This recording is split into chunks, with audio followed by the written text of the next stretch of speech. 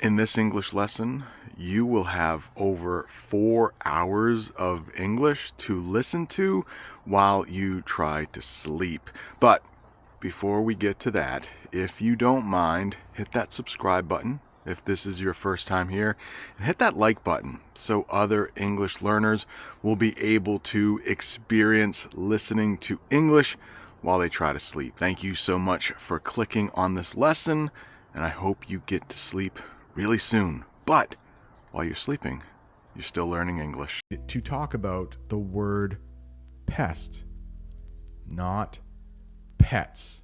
It's so close, yet not close at all. A big difference between pets and pests is that pets you want in your house. Like, you might have a dog or a cat or maybe a hamster, and you feed these animals, you want them in your house. Maybe even a goldfish. So some people like to have pets in their house or their apartment. So cats, dogs, goldfish. Pests are the opposite. They are animals you do not want in your house, and you might even try to kill them to get rid of them. We will talk about that phrasal verb in a minute, to get rid of. Pests are the opposite of pets. You do not want pests in your house or your apartment. Now, how about this? Sometimes little kids are called pests. Maybe they are bothering or bugging their parents. Maybe their parents have to get some work done and the kids want attention. Mom, look at this. Watch me jump. Dad, look at this. I'm busy. I'm working. You are being a pest. Stop pestering me. You might hear that. It's another way to say bothering me. Oh, my little brother is pestering me. For example, you might hear this. Stop being a pest, Brent. Maybe when I was younger, my parents said that to me. Stop being a pest, Brent. But, as some of you know, I was the perfect child. I never gave my parents any problems. I was a parent's dream. Every parent in the neighborhood said, I wish Brent was my son because he is just so perfect. True story. True story. So I was never a pest. Never a pest. Just don't ask my brothers or sisters, please. I have one brother and one sister. I think I was pretty perfect. John Wedge is here. Welcome. Good to... John, you don't believe that I was the perfect child growing up? I never made one mistake? I forgot to say, I'm dressed up. Yeah, I dressed up. Let me show you my tie. Look at this. I wanted to dress up for this pests lesson. I didn't want a t-shirt on like I normally wear, or maybe a hat. I wanted to look like a professional teacher today. For once in my life, look like a professional English teacher. Maybe you should call me Professor Brent. Well, it wasn't that hard. I wore this to school yesterday, so I hung it up in my closet and thought, let's wear this today. The next one, cockroaches. This is one of the pests that I hate most. When Jamie and I were in college, we lived in an apartment in Tuscaloosa, Alabama. Yes, that is a real city. Tuscaloosa, Alabama. Tuscaloosa, Alabama. And we had cockroaches in our apartment. I did not like them. I did put a picture of 3 Hang on. 3 dead cockroaches. Because my favorite kind of cockroach is a dead cockroach. Sorry if you are a cockroach lover. If you are a big fan of cockroaches, I don't like them. I looked this up, and apparently it's not true. Some people say cockroaches are the only creature who would survive a nuclear blast because they are so hard to kill. If you have ever had a cockroach in your house or your apartment, you will know that they are not easy to kill. But they cannot survive a nuclear blast. It is just too hot. They would melt, evaporate, disappear, just like every other living thing. But if you've ever had cockroaches, you know they are difficult to kill. Oh man, my mic is hiding my awesome tie. Thank you so much. I don't think Boris is here today, but he might like... This is an Alabama tie. It's the college that I went to, the University of Alabama. All right, Cecilia, she's with me. She says she also hates cockroaches. Whoa. Right, Winter says it's terrible that some people enjoy eating cockroaches. Yeah, I don't know why. Would they eat them because they don't have money to buy something else? Or maybe... Now, I don't like the idea, but I probably eat some things that other people in other parts of the world say, oh, how can you eat that? So, I don't know. At least if somebody eats a cockroach, they're not on my floor. So, I don't know. Is that the answer to get rid of cockroaches? We eat them. I don't know. Please let me know in the chat. No, I don't. I looked it up. Maybe if they are buried inside sewers. Yes, that makes sense. That makes sense. Yulia says she has heard a song about cockroaches. I don't think I know that song. Mahmood, thank you for the nice compliment. Yeah, blast. Great question. What is the meaning of that word? So when a bomb goes off, it can be called a blast. So if a building gets knocked down because of a bomb, it's because of the blast of the bomb. Blast is a weird word because sometimes you can say you had fun by saying, oh, that party was great. I had a blast. So just like a lot of words in English, there are many different meanings. Doesn't make any sense, right? All right. Привет. Привет. The only word in Russian I can use, so I felt I should read it. Привет. Bom dia. Bom dia. All right. Oh, maybe I need to do fewer live streams because of the tie. Yeah, it was very easy for me to get ready today. It's a great question. Which pests are you most afraid of? Most afraid of? Put it in the chat, please. Maybe we will talk about it.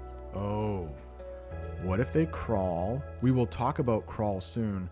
And what if they fly? I've heard of some cockroaches being able to fly. That scares me to death. It's bad enough that they are crawling on the floor, but if they decide to fly near my face, whoa, I can't. Oh, Mahmood, thank you so much. Look better without a cap, but then you see my bald head. All right, enough about me. Let's talk about the next one. Ants. I think most people know the word ant. That might be one of the first words you learn when you are learning English, at least in the first year. But did you know a group of ants is called a colony in English? Now, I really respect ants. They're very strong. I think they can lift 5 times their body weight. They work together. I really, really respect ants. I really like it when ants are outside. I don't like it when ants come inside my house, which sometimes happens. Sometimes in the spring, I have ants in my house. So the house that I live in right now, in the spring, once it gets warmer around here, the ants come out. Good English phrasal verb. The ants come out, and sometimes they will come inside my house. And of course, I'm not proud of this, but to get the ants out of my house, I do sometimes kill them. So let's talk about the difference between something we might call ant spray. This is what we call this in my house, ant spray. So I will spray this, not a sponsor. It's just the can I had in my house. We would call this ant spray. And I would spray this on the floor. I might spray this on the wall a little bit. I might spray this outside of my house. Push the button here. The mist would come out and I would spray all over my house to kill the ants. But we also have something called bug spray, which I have talked about in a recent members video where I went walking on a trail. I climbed a mountain. So this you would spray on your skin so that bugs will not land on you, so that bugs will not bite you. So this is bug spray. You put it on yourself, and then ant spray you would put probably on the floor. Yeah, to get rid of those pests inside your house. Let me check the chat, see if there are any questions. Great question. I struggle with this each spring. How can I stop the ants living in my house? Yeah, sometimes we will use ant spray, and sometimes we will use ant traps. Later, we will talk about a mouse trap or a rat trap. But let me see if I can find a picture of what we call an ant trap in English. It's usually a little circle. Yeah, let's see if we can do that. It's usually a little circle, and you place it on the floor, and the ants go inside, and sometimes they never come out. Or sometimes they get some poison inside the ant trap, and then they bring it back to their colony. So I think I can share this, and you will see a picture of what we call ant traps in English. So those are ant traps. It looks like it might cost you $5, $6, $7 to get some of these traps, put them on the floor, and then this is actually, I have bought these before. Taro liquid ant baits. So the ants will go inside here, grab this, I think it's liquid. Yeah, it's liquid. Grab this liquid and bring it back to their colony. And so the rest of the ants die. It's kind of sad to think about ants dying, but I don't want them in my house. And I don't think Right Winter wants them either. All right, John Wedge, what is this? Is this in, it could be in Arabic? or you're saying something to someone. Arabic or maybe Farsi or Persian. Yeah, ant. So we have the animal ant, and then we might also have a family member called an aunt. Or where I live, you might hear that person called an aunt. So I have an Aunt Shirley. So my parents' sister. So either your mom or your dad's sister would be your aunt. That's the simple way. Or maybe your dad's brother married a woman named Shirley, and so she is your aunt. I should do a family member English lesson. I've done a few, but maybe I need to redo those. Yep, sometimes ants, not a lot. Luckily, not a lot. Just a few. Every so often. Like, oh, there's another one. So in the spring, I might find 3 or 4 a day in the basement. Sometimes in the kitchen, which makes me even angrier. But what's that? No way. So Freddie has a home remedy. So a home remedy is something you might have at your house already that will fix it.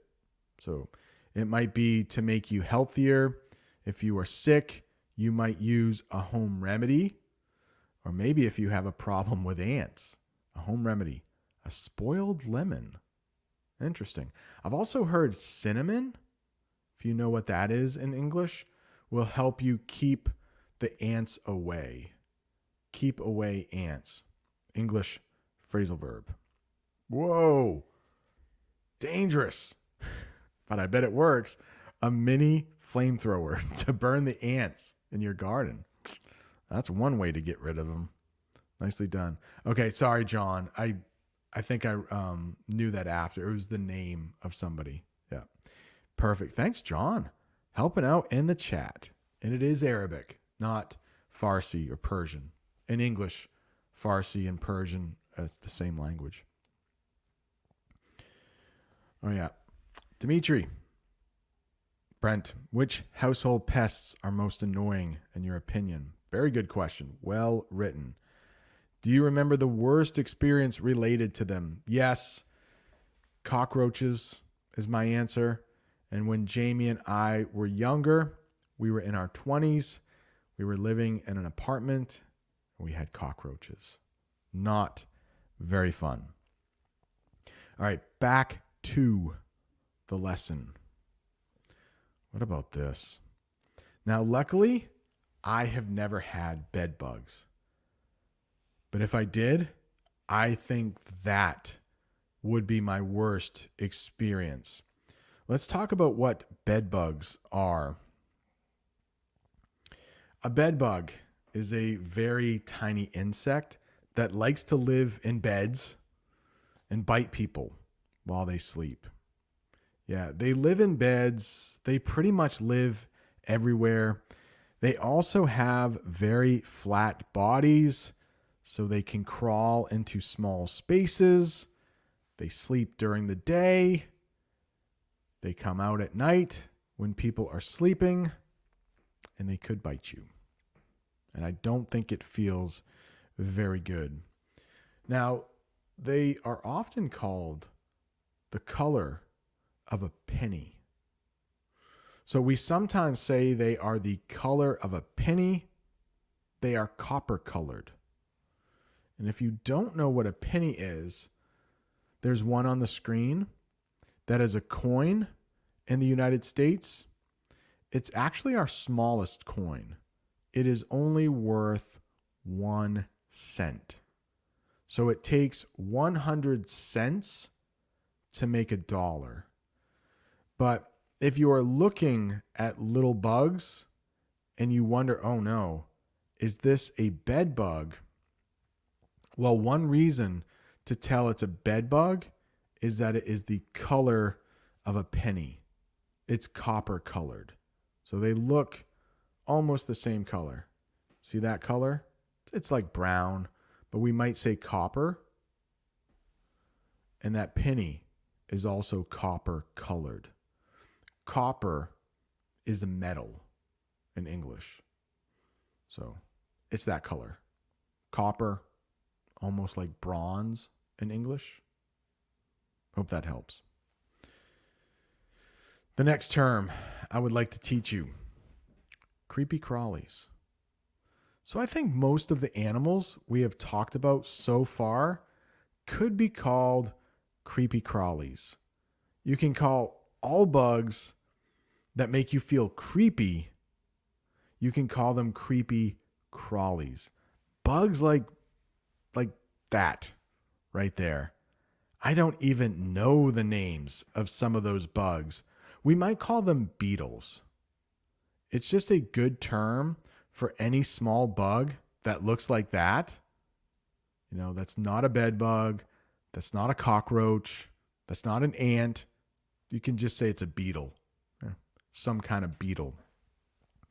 But why do we say creepy crawly? Well, got a sentence for you. Sorry. Let me read that sentence. All these little bugs can be called creepy crawlies. But what about crawl? That is the verb we use for babies before they start to walk. We might say, oh, that baby's crawling. Yeah. When are they going to start walking? So in between not moving at all and walking like adults do, babies go through a phase where they crawl. And if you look at that picture, that baby is crawling. And I think it's time for me to take a drink. And while I take a drink, I would love to remind you to do these things. All right, much better.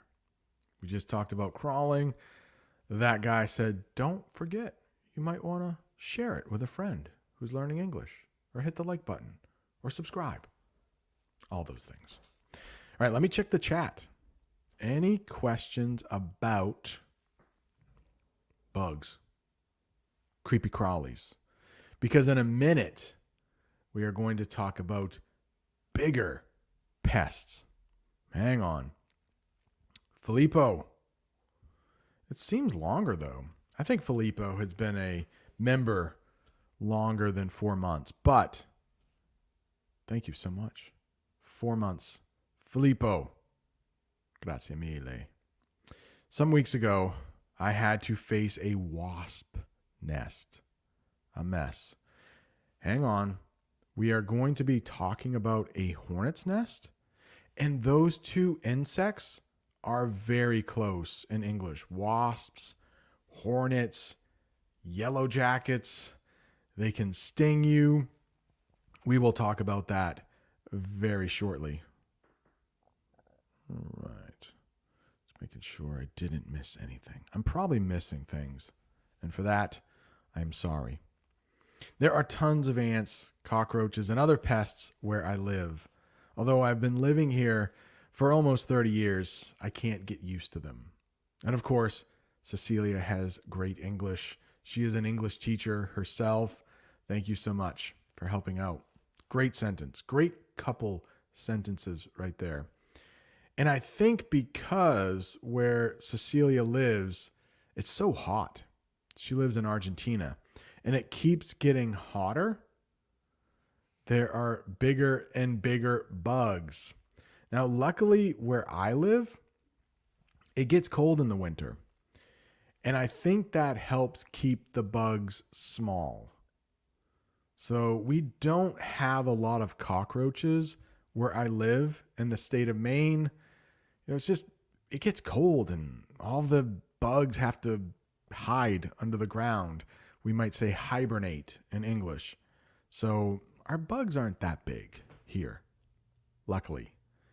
Yeah, I don't think bed bugs can fly. I'm pretty sure. At least the common bed bugs don't. The only time I've seen bed bugs have been in my classroom. So I have been teaching for 20 years, And maybe 3 or 4 times a bed bug was found in my classroom. So, luckily, not too often, but sometimes some of my students do have bed bugs. But it's probably been 10 years, maybe more, since I have found a bed bug in my classroom. Thankfully. Thankfully. Get out. Eric. It's an English phrasal verb right there. It's a good one. Good one. Yeah, Mahmood, are you going to start doing a live English lesson every Saturday? I don't know. I would like to do at least 2 a month. I might have to do fewer lessons. My job right now keeps me very busy. All right. Michael, thank you for being a channel member.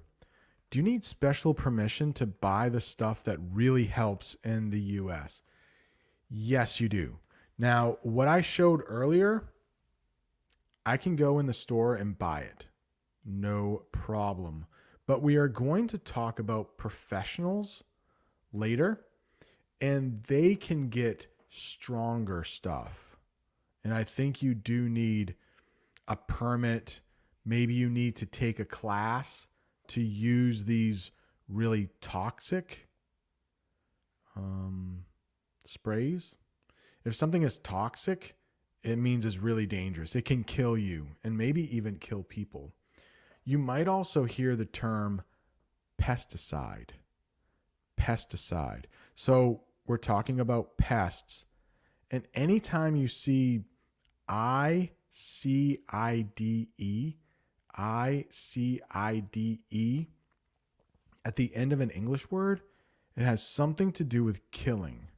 So homicide means killing another person. Pesticide means killing a pest, which is not a bad thing, right? Filippo, thank you so much for leaving a super sticker. Not only has he been a channel member for 4 months, but Filippo, thank you so much. Obviously, it means a lot. Thank you.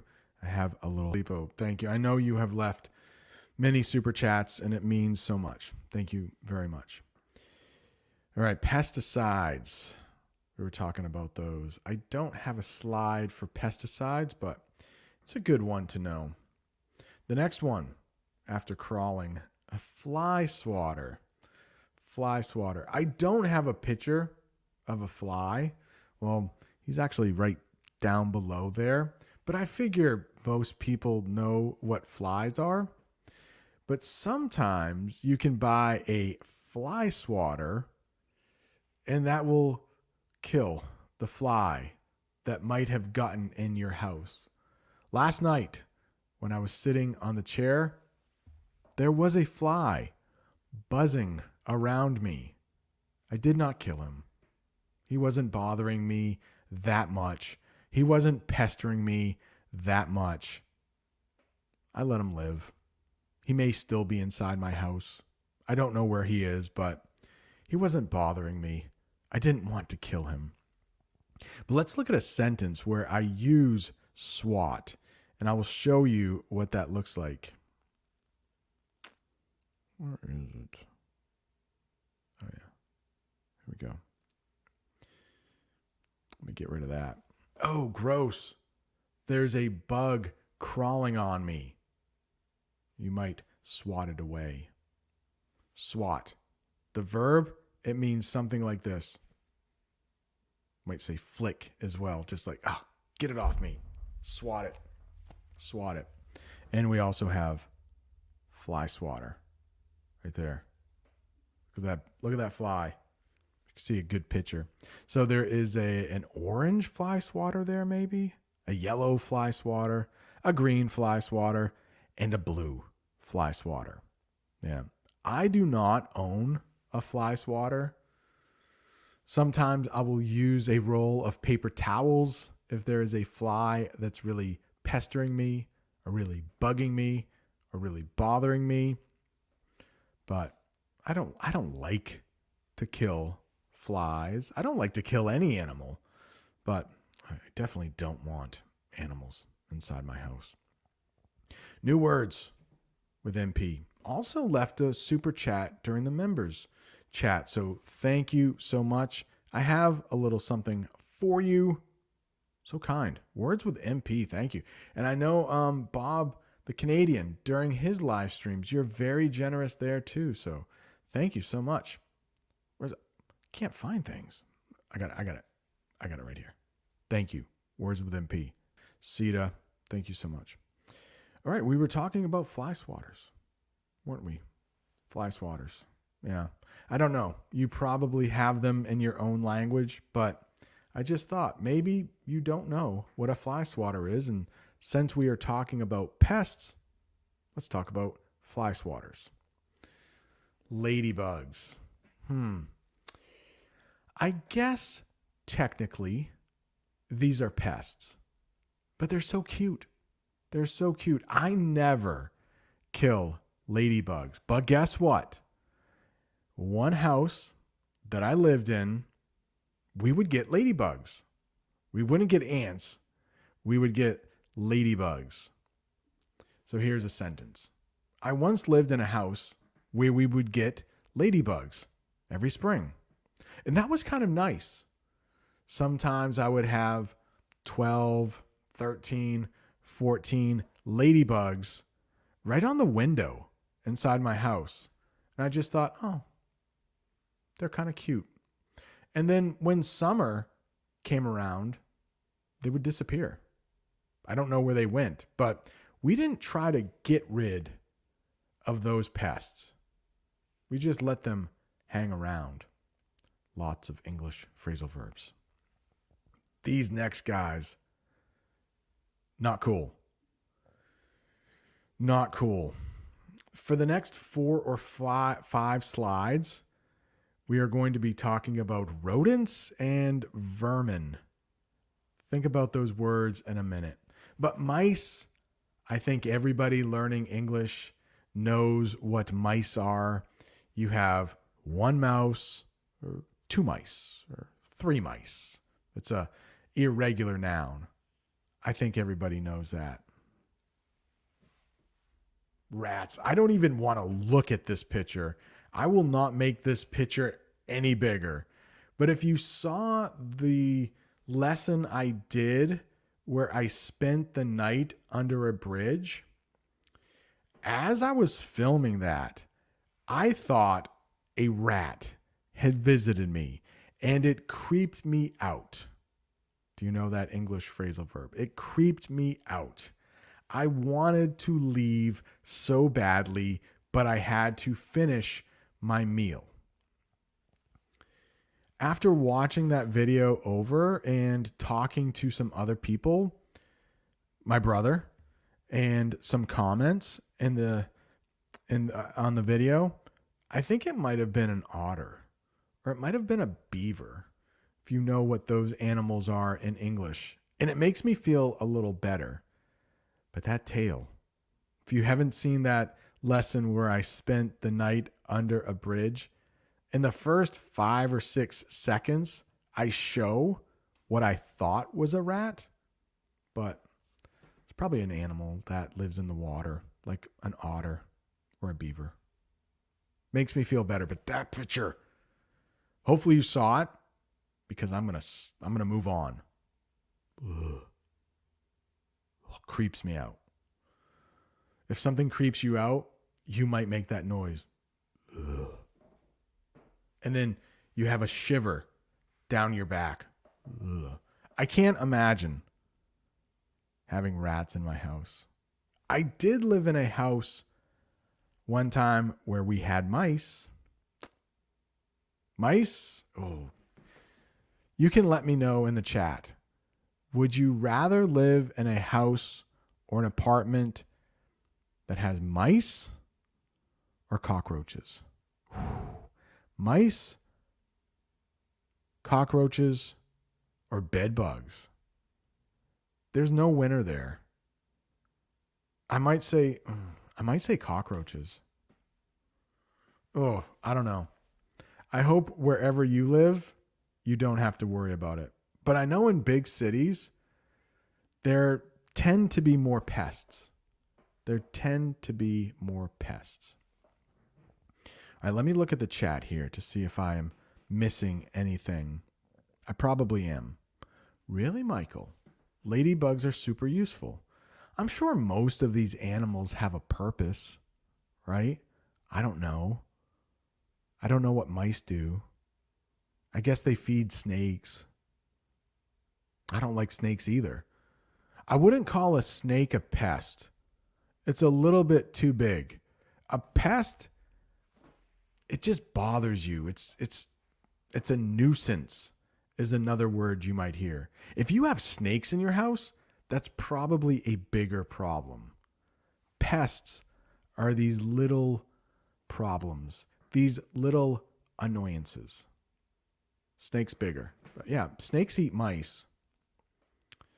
So in a way, I like snakes because they eat mice, but I think I'm more scared of snakes than I am of mice.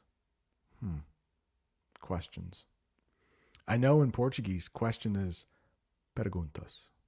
Perguntas. Trying to learn Portuguese. All right. Freddie, I prefer mice. I think you're right. That's the right answer, right? Not bed bugs because they bite. Cockroaches are really gross. Mice are kind of... I have a picture later on where a mouse is actually kind of cute. But I did live in a house where there were mice. That was not fun either. Hey, Mahmood, 60 people are watching. Welcome to those 60 people who are watching. All right. I think rats and this kind of animal is more common in cold places. Here, I don't see them much. Okay, I don't see much of them. Okay, so where I live, we do have mice. We do have rats a little bit, but luckily the house I live in, I have seen a rat outside of my house, but luckily I have never seen a rat inside of my house. And if you have a lot of cats around in your neighborhood, you probably won't have a lot of mice. Oh, really? Okay. So I know Spanish as well. So, preguntas. Somebody said, Okran, why are you wearing a... It's not a suit. If I had a suit, I would have a fancy jacket on. So I'm just wearing a shirt and tie. Yeah. I talked about that earlier. I just wore this to school yesterday. So, since we were talking about gross animals, I thought I should try not to look too gross. So, yeah. I wanted to look a little more sophisticated. That might be a big word in English. Sophisticated. Maybe when I drink my water, I drink it like this, with my pinky out. Very fancy. Yes. Very sophisticated. All right. Just kidding. Let's go. We need to learn English here, right? All right, Hani. I'd rather like cockroaches because they like beer. I can trap them there with a little bit of beer in a bottle. I had no idea. Can it really? Does that work? Beer. Well, beer can be kind of sweet, I guess. So interesting. Yeah. So we're going to talk about get rid of. So cockroaches might be easier to get rid of than bed bugs. That's true. That's a good answer. Mice that were kind of cute. I don't know. I don't know if there is a right answer. Good question. Let's get on to the next one, Clive. The next one. We talked about rats, didn't we? What's the difference between mice and rats? So I don't know a lot about science, but as an English teacher, I say the difference is mice are smaller.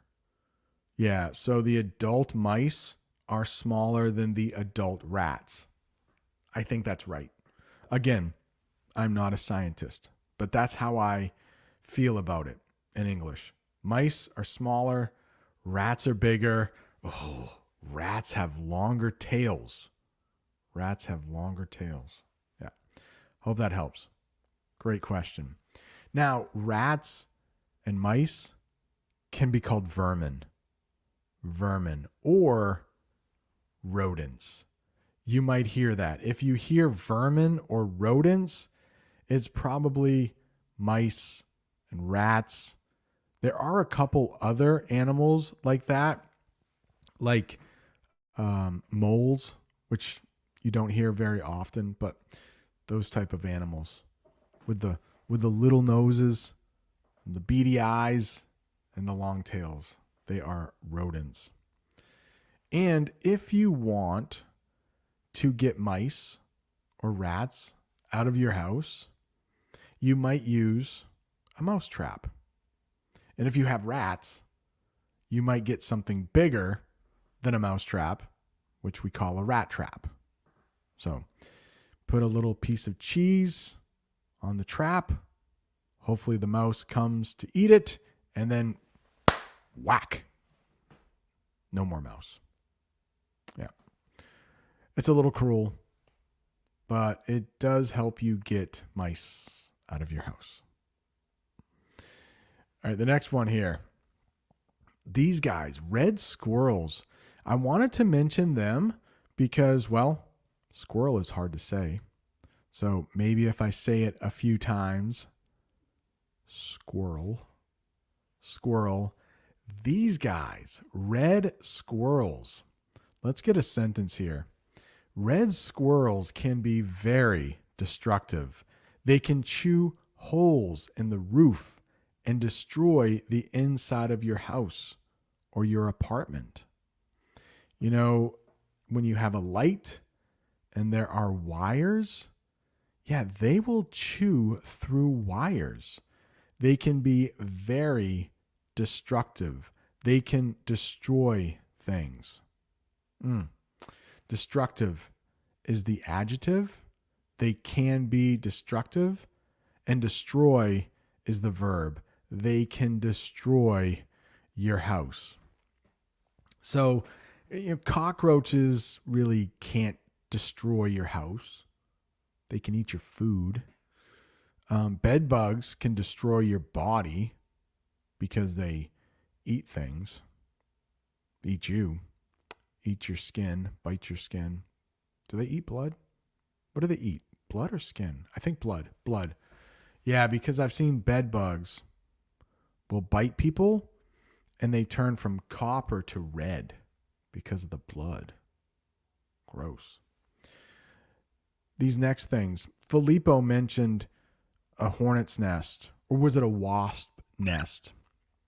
So there are a bunch of animals in English, like wasps, hornets, bees, yellow jackets. A lot of times I can't tell the difference between these animals. So in the picture, it might actually be a yellow jacket, but they could be hornets. Probably not bees. Maybe wasps. The way I think of it, wasps are the biggest.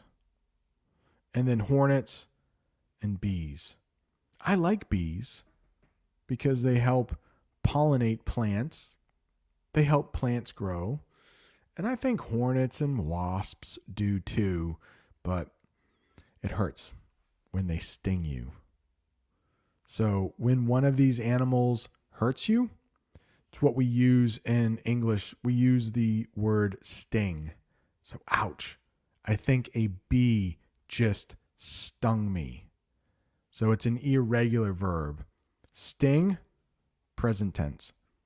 Past tense, it becomes stung. Oh no, I hope that bee doesn't sting me. Ouch. I think that bee just stung me. Hope that helps. Now this, hornet's nest. This almost looks more like a wasp nest because it's so big, but that's what we call where animals like this live, nests. Just like a mouse, actually. A mouse lives in a nest too. A bird lives in a nest in English. But yeah, that looks like a wasp's nest. Try to say that. Wasp's nest. Pests. That S is not easy, is it? Make it a little bigger. That's where hornets live. That's where wasps live.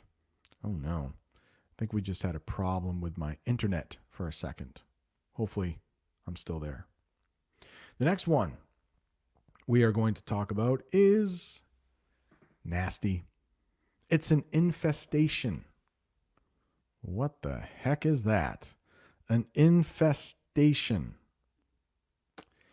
If you have an infestation, let me say that again. If you have an infestation, you might need professional help. An exterminator is an expert who is able to get rid of pests. I might read that again because we have some terms we need to talk about. Get rid of, exterminator, and infestation. So if you have an infestation, that means you have a lot of something. So if you have an infestation of ants, lots and lots of ants. I don't think in the spring I have an infestation of ants. I have a few here or there. Man, I have heard of people who have an infestation of red squirrels. It can really damage their house. Not fun at all. Let me read that again. If you have an infestation, you might need professional help. An exterminator is an expert who is able to get rid of pests. So this is what an exterminator looks like. They got all the gear. And it looks like they have some very powerful, probably poison, to get rid of the pests. Oh yeah. If you look, are they on their back? I don't have my glasses on. My eyes are so bad, but I think those animals, well, they're not going to be around long. I'm sure that exterminator is going to get rid of them. No, I don't think they're on their back. So maybe they are alive right now, but once that exterminator hits those pests with pesticide, they're probably going to no longer be alive. Yeah, they're probably going to be killed. And then get rid of. Let's talk about get rid of. I think it's our last. No. We have some idioms to talk about. Get rid of. So this is a very helpful phrasal verb to know. To get rid of. To get rid of is a phrase that means to remove or throw away something you don't want or need anymore. So if you look at that picture, it looks like there's some old furniture there. Maybe an old appliance or two. Maybe they don't work anymore. Maybe the clothes are too small. Maybe the children have outgrown the clothes. Sometimes when Americans want to get rid of things, they have something called a garage sale. So you might have a garage sale to get rid of stuff you no longer want. Soon, there will be a lesson on the channel at a garage sale. Yeah. One of my friends had a garage sale. I asked her, hey, her name's Christy. Hey, Christy, do you mind if I come over and film an English lesson at your garage sale? She said, sure. So I went over there. She was trying to get rid of a few things. Spoiler alert, I bought a guitar. Yeah, $2 guitar. She was trying to get rid of a guitar. I have to edit it. It will be out in a few weeks. If you have old clothes you no longer wear, you can get rid of them by donating or throwing them away. Get rid of. All right, hey, look at this one. Another picture of a mouse trap. I wanted to put this one here because that mouse actually looks kind of cute. Oh, who thought a mouse could be cute? I do have some friends that they have mice as pets. They don't think of them as pests. They keep them in a cage. But so a mouse could be a pet if you take care of it in a cage, or it could be a pest if it's living inside your wall. Let me check the chat here before we get on to a few idioms. Filippo, again, thank you so much for that super sticker. Sita, thank you. Nori, thank you. Filippo, being a channel member. Words with MP. Thank you so much. Hang on. Wait, hang on. Bob the Canadian, when is he going live? Is it now or is it in a half an hour? I remember seeing that. If anybody knows, please. Cockroaches scare me. That's me. But I will leave a link to Bob the Canadian because he is going live either now or in about a half an hour. Hang on, I should have done this before. We got 2 more idioms to talk about, but I will leave a link. He is actually live right now. There you go. All right, so why don't we save those idioms for later because I want to watch. Freddie Wolf is in there already. I don't want you to have to choose. So, hear him? So I am going to put his link in the chat right there. That is a link to find Bob the Canadian, and we will do these idioms later. They were where are they? Bring it up here. Ants in your pants and stir up a hornet's nest. Hang on, let me just do these real quickly, okay? Let me try to put up a couple sentences here. Yeah. You have 3 guitars? Interesting. Freddie Wolf. Bob the Canadian is live right now. So, ants in your pants. If you ever hear that, that means you can't sit still. You have a lot of energy. And if you look at this picture right now, those kids look like they have ants in their pants. And that mom is like, will you stop? Oh my goodness, you are giving me a headache. And if you stir up a hornet's nest, that means, right here, if you stir up a hornet's nest, you say something that gets a lot of people upset and arguing with each other. It is often a controversial topic. Things that are controversial, politics, religion. That's why I try not to talk about religion or politics on the channel. If I did, I think it would stir up a hornet's nest.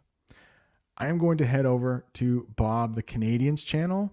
Please head over there. Tell him I sent you.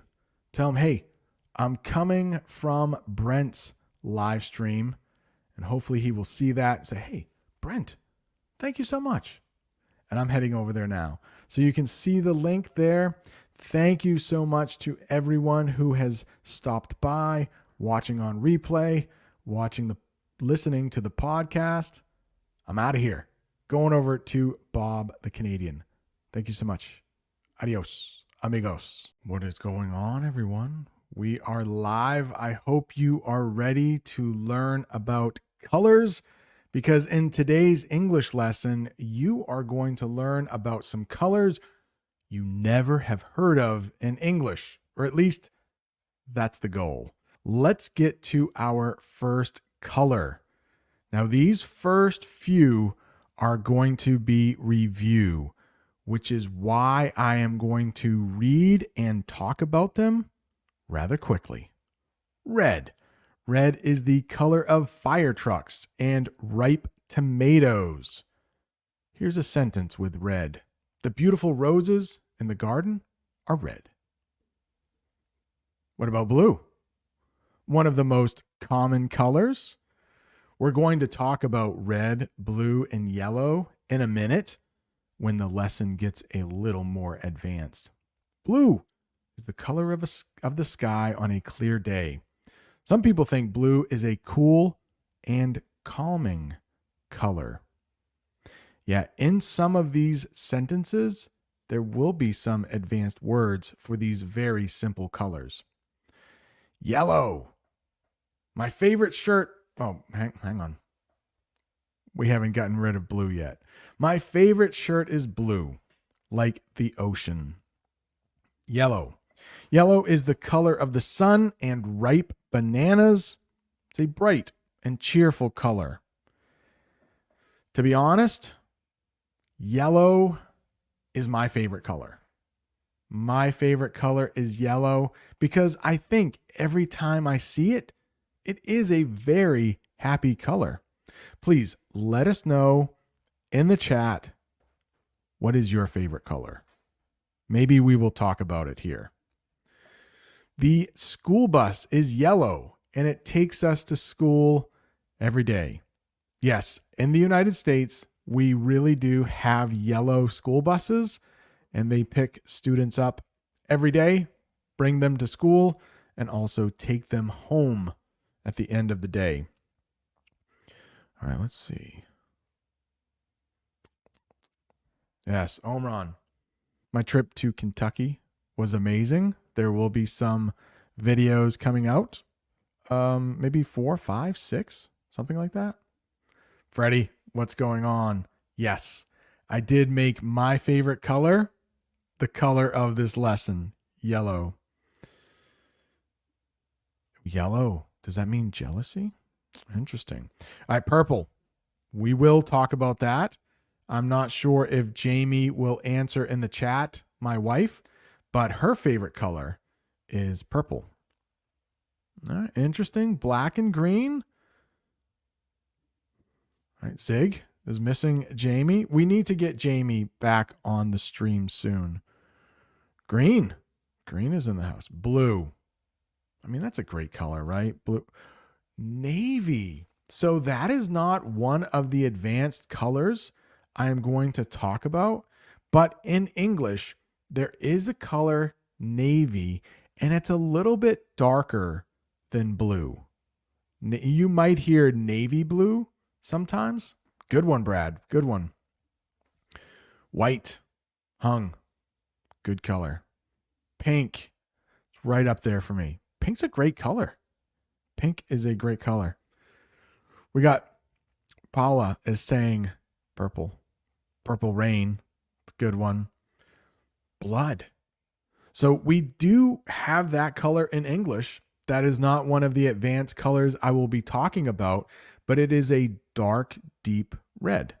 The color of blood. New words with MP. Thank you so much for being a member for 3 months. Light blue. Very nice. Very nice. All right, let's get back to this English lesson here. Auburn. Oh, very nice. That's like a dark orange. Very nice. Some advanced colors being said in the chat. We got a couple more easy ones here, and then they will get advanced. Colors like olive. The next one here is green. Green. It's the color of grass and leaves. Green is thought of with nature and freshness. The park is so green and peaceful in the spring. Yeah, we're going through these rather quickly because I think they're all review. Orange is the color of a ripe orange fruit. It is warm and vibrant. It's a warm and vibrant color. That can make it a little difficult in English because that fruit that is cut in half in the picture is an orange, but it's also a color in English. And they're the same. The fruit, the orange, is orange in color. And the other fruit in that picture is a pumpkin. Just in case you didn't know. Purple, a favorite color of many people. I love I keep forgetting. I have two sentences for each color. Orange. I love to eat juicy oranges. Is that a hard word to say in English? Orange. There was a really bad knock knock joke in English. I will say it right now. Because almost nothing in English rhymes with orange. Now, I think the singer, the rapper, Eminem, was able to rhyme some words with orange, but most normal people can't rhyme anything with orange. Some people might say door hinge. It's a kind of a weird word, a door hinge. But here's the knock knock joke. In English, we have some jokes where somebody pretends to knock on a door. Knock knock. Somebody always says, "Who's there?" Orange. Orange who? That's how the joke goes. Okay. Knock knock. Who's there? Orange. Orange who? Knock knock. Who's there? Orange. Orange who? Knock knock. Orange. They just keep saying orange. Little kids love this joke. Knock knock. Who's there? Orange. I think I'm going to mess it up. It's a kid's joke. I should be able to do this. Who's there? Well, at the end of the joke, you say, "Orange, you glad I didn't say orange again?" Yeah, it's not a very funny joke. And I did a really bad job telling that joke. But I don't know. If you have any little kids in your life that are learning English, that might be a good one. But it should sound like, "Aren't you glad I didn't say orange again?" Or was it banana? I can't remember. Anyways, maybe I shouldn't have told that joke in a live lesson. Anybody helping me out in the chat here? Oxida likes green. Emerald. Nice. Another type of green there. All right. Ukraine is in the house. Welcome. Welcome. Beige. Really? That's somebody's favorite color? Beige. It's almost white in English. Beige. Nicely done. All right. Back to the lesson. I will not tell any more jokes today. I promise you that. How about that? All right. We are going to talk about purple next. Purple is a mix of blue and red. It is a rich and royal color. So at one time, at least in English, royalty, so kings and queens, were often thought of with purple. So kings and queens often wore purple. At least in English, it is sometimes called the royal color. So royalty would be kings, queens, princes, princesses. So I have a sentence that has something to do with royalty and purple. The queen wore a beautiful purple gown. Not too many review colors left. Brown. I don't know. Does anybody like brown? I have not seen anybody in the chat say that brown was their favorite color. I would be surprised if somebody said brown. But brown is the color of chocolate and tree trunks. It is a warm and earthy color. Yeah, earthy. Think of dirt. Dirt is often brown. The teddy bear is brown and cuddly. But in that picture, you will see a bar of chocolate and what we call in English brownies. Brownies. Pink. Again, maybe my second favorite color. I'm a big fan of pink. And that bird right there, in English, we say that is a flamingo. Flamingo. Pink is a light and delicate color, often associated with flowers. Here's a sentence for you. She received a pink balloon on her birthday.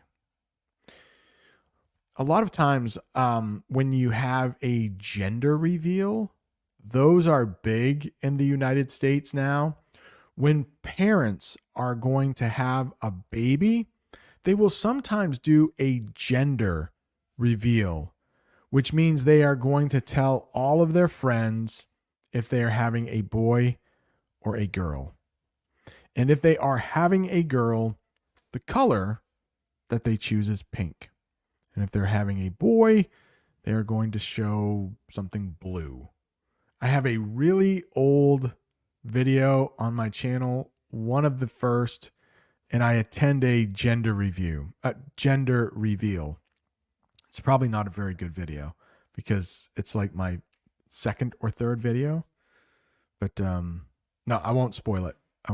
Shout out to Matt, by the way, Matt and Sanda, if he is watching. He was nice enough to let me record that. Oh, thank you.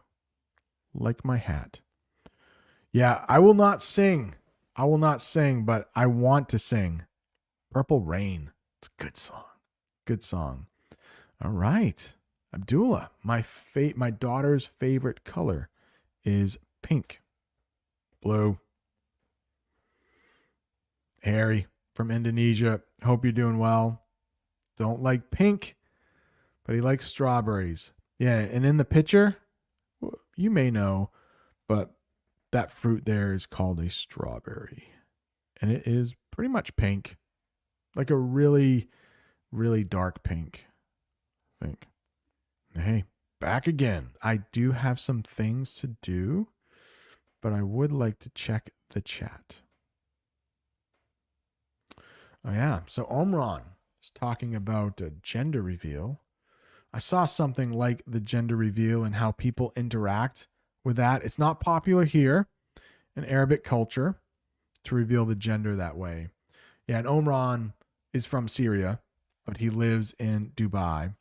So it started becoming popular here in the United States maybe like 10 years ago, maybe 15 years ago. My children are a little older. They're like 16 and 17, and we did not do a gender reveal. So I don't think it was that popular then. Yeah, I think that's the idea, right? Wedding dresses being white used to symbolize virginity.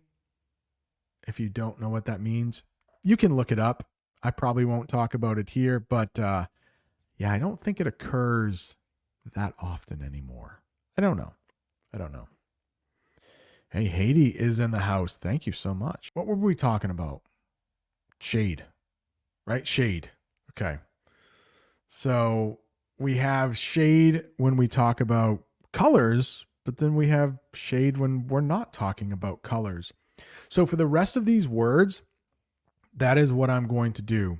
We will have a color, and then we are going to have a word that is just like the color, but it's not a color. Okay. Hopefully that makes sense. The first one here is something we call lavender. Now, I'm colorblind, which means it's hard for me to tell certain shades of color. A lot of men are colorblind. I think 25% of men do have some color blindness, and I'm one of them. So it's hard for me to tell different shades or hues. You might hear that word, shade and hue, very similar. I will use hue a little bit later. But to me, lavender looks almost like purple. But I think to artists, lavender is different from purple. Lavender is a pale shade of purple, often associated with the fragrant flower. Couple words in there that may be difficult.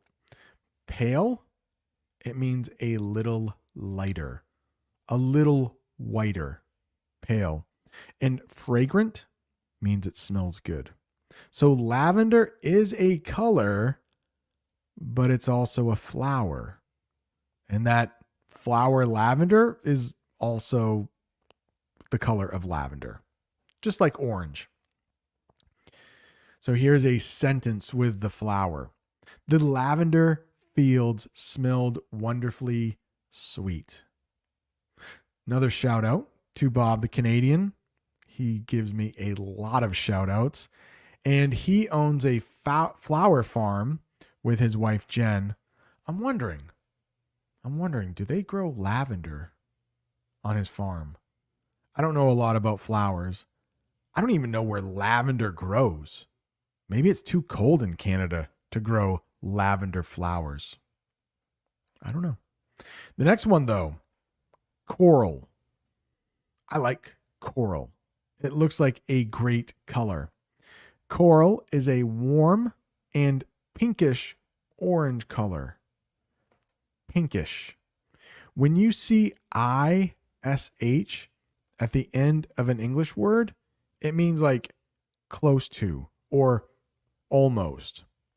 For example, you and a friend may be meeting to go to the movies, and you may say, "Hey, when do you want to meet?" They might say, what about like 7-ish? So if you hear that, it means maybe a couple minutes before 7, couple minutes after 7, like 7-ish. So if you see that in the definition down there, pinkish, it means like almost pink. But coral can also be this. Coral can also be underwater animals that build colorful homes called reefs. Reefs. They live in the sea and they help create homes for many sea creatures. So coral here, if I saw this picture, I would say, oh, wow, that's some beautiful coral. That looks like kind of like pinkish, I would say. So that is what we call something that looks like that in English, coral. A couple other definitions for coral, though, but we won't talk about them here. We will keep it simple. Look at this one. Plum. It looks a lot like lavender to me, but this is the color plum. Plum is a dark and rich purple, like the skin of a plum. That's a type of fruit. This is a plum in English. I'm sure you have a word for this fruit in your language, but in English, this is a plum. Nice and juicy. Speaking of juicy fruit, here we go. She bought juicy plums from the market for a delicious snack. Man. When I was a kid, I loved plums. I haven't had a plum in a long time. I might need to change that. Plum. All right, this next one is pretty difficult, I think, in English. Because that L in the middle is silent. At least where I live, the L is silent. If you go to the southern United States, states like Georgia, Alabama, Mississippi, you might hear this pronounced salmon. Salmon. But where I live, and I think most of the United States, they will pronounce it salmon. Salmon. Well, what is salmon? Salmon is a light pinkish orange color. Salmon. To be honest, it looks a lot like coral to me. Just like plum and lavender looked a lot like each other, salmon and coral look a lot alike, at least to me. But how about this? The sunset painted the sky in beautiful salmon hues. It's a tough sentence there. But last night, oh man, I took a picture of the sunset last night, and it was salmon. me see. Can I put it on the screen here? Okay. Hopefully you can see it. I'll turn down the brightness a little bit. And there was a rainbow. Can you see that? That's salmon. That's salmon. So in the sentence there, salmon hues, that means it's like different shades of salmon or like orange and pink. But it's a really good day. So I'll show that for a little longer. It's a really good day, I think, when the sunset is like salmon colored. Yeah. Beautiful. Maybe I'll put that on Instagram or Facebook. Let's see here. Let me check the chat to make sure. Okay, lots about lavender. Color blindness equals daltonism. I've honestly never heard that before. All right, Hung, if you're watching this on replay, I hope you have a good night. Yeah, lavender does smell pretty good. I do think we have lavender where I live, and you will sometimes smell that in the spring. I think those flowers bloom in the spring, and a lot of times they make me sneeze. Hang on, Harry. Hang on. We'll talk about peach soon. But to be honest, peach, coral, salmon might be a little darker, but they all look alike to me. Aw, Tanya. She was not able to join us on camera for the members chat earlier, but thank you so much for the super sticker. And you're very kind on Facebook too. You often leave me stars. So, Tanya, thank you so much. Yeah, so we will talk about salmon here in a minute. No, sorry. We'll talk about peach here in a minute. Yeah, Harry. Yeah, some people say the color salmon. I think mostly artists, because to be honest, I haven't used it that often. I did have a shirt though that Jamie used to call salmon. It's kind of like a pinkish orange one. Okay, desert sand. I suppose that could be a color in English, right? Okay, so in Italian. Very nice. Yeah, Harry, I do too. Salmon, coral, I say pink as well. But I wanted to do this lesson in case anybody wanted to learn some other colors. And for all of those different colors, I did put like the common English word. So hopefully that will help. If you never ever use these colors in English, you'll at least know some new words. Hello, welcome. It's okay. You're not too late. We still have a few more to talk about. Tanya, thank you so much. Where did we leave off? We left off with the color salmon, but now that means we have to talk about what salmon is when it's not a color. Salmon can also be a flavorful fish, often pink or orange, popular in cuisine. I do believe that word comes from the French. Cuisine, that just means like fancy cooking. So if I'm cooking some food at home, I would probably not call that cuisine. But maybe if I went out to a fancy restaurant, I might say, "Oh, what kind of cuisine do they serve?" "Oh, they serve French cuisine at this restaurant." How about this color? Some call it green. But if you want to get a little more technical, this is olive. Olive is a greenish brown color, a lot like the color of olives. It's a type of vegetable. I had to look that up. I honestly didn't know if an olive was a fruit or a vegetable. But according to my sources, olives are vegetables. So that's the color, olive. But also, it can be a vegetable. An olive is a small oval fruit with a pit, often used to produce oil.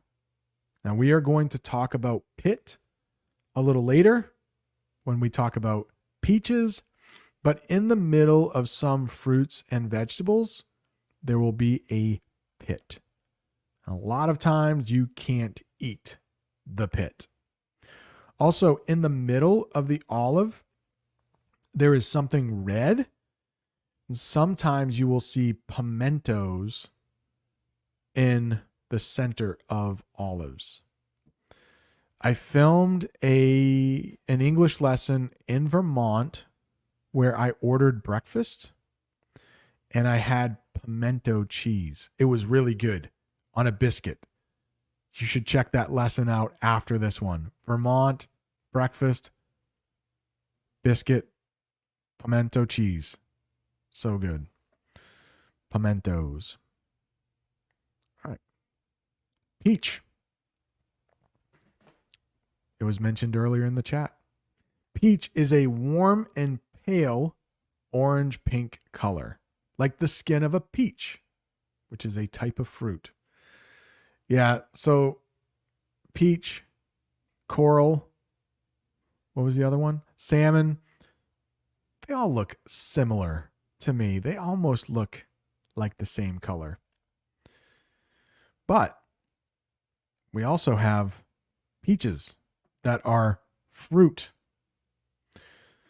You may know that one. The walls of her bedroom are painted a soft peach color. So if somebody has the job of painting rooms and designing houses, I'm sure they would use that color. Oh, that's a nice peach wall. Oh, you mean like orange? No. No, it's peach. It's not quite orange. It's peach. Yeah, the colorblind guy. And I did want to talk about the pit. And peaches definitely have a pit that I don't think you would eat. I think it would be very tough. So pits are like really big seeds.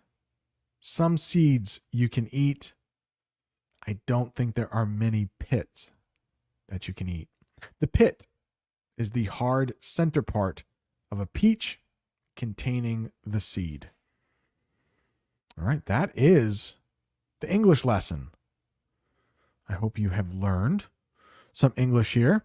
Let me just check the chat. Freddie, for sure. Brown bears love salmon to eat. Sometimes when I have nothing better to do, when I'm not developing English lessons, there is a live camera somewhere in Alaska that shows bears eating salmon. It's fascinating. Sometimes there are 7 or 8 bears just waiting for salmon to jump. Madagascar is in the house. Welcome. Let's see. Yeah, I would say olive and green. Pretty much the same thing. Filippo, thank you so much. Filippo also left a super chat during our members chat. Thank you so much. Thank you so much. I know you work hard for your money as well. It does mean a lot. Oh, that's good, Manuel. Peach skin is like velvet when you're touching it. So if you don't know what velvet is, it's a type of material. I don't know. You could make clothing out of it. You could make a chair out of it. But yeah, the skin of the peach does feel a lot like velvet. Manuel, nice one. Oh, wow, Sita. Yeah, I think rewatching English lessons can be very beneficial. It's another way to say it's good for you. Beneficial. Michael, again, thank you so much. Michael lives in Germany. Make sure you subscribe and be on the lookout because there will be another live lesson in the middle of the week. That might be one that you want to watch on replay if you're working, but it is Thanksgiving week here in the United States. So I don't have to work on Wednesday. So very early on Wednesday morning, I'm going to do a live lesson on Thanksgiving. I should say, I'm going to do a live lesson about Thanksgiving on the day before Thanksgiving, if that makes sense. And then on Thanksgiving, there will be another English lesson. Probably won't go live next weekend, but there will be 2 lessons in the middle of the week. Yeah. Excuse me. The schedule is a little bit different this week because of the holidays and going live here on Sunday. But thank you, everyone who could join me on a different day.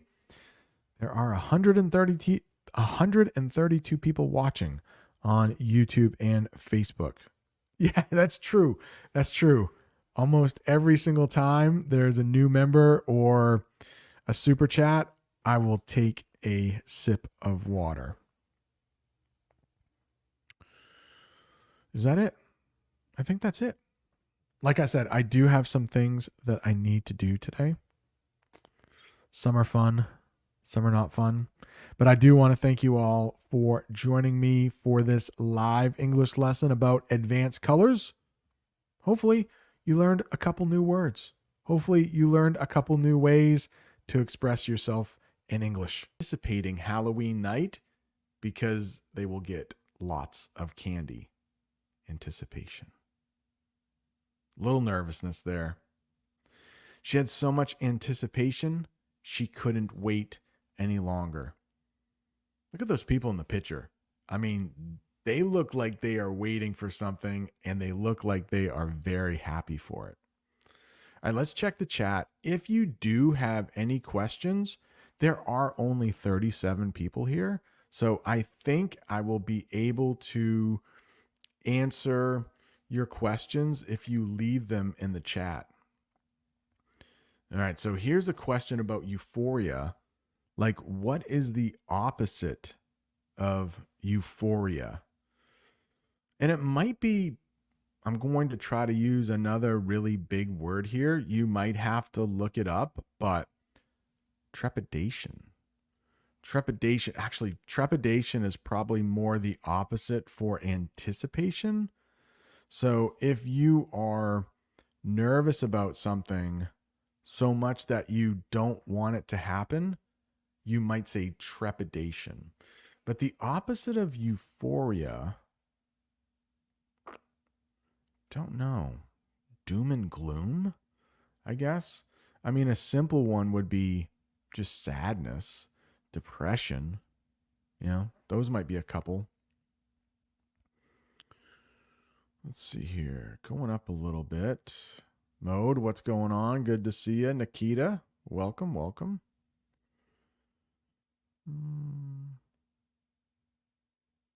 Yeah, if you find out where Mode Eggs is from, let me know. Because he's very coy about it.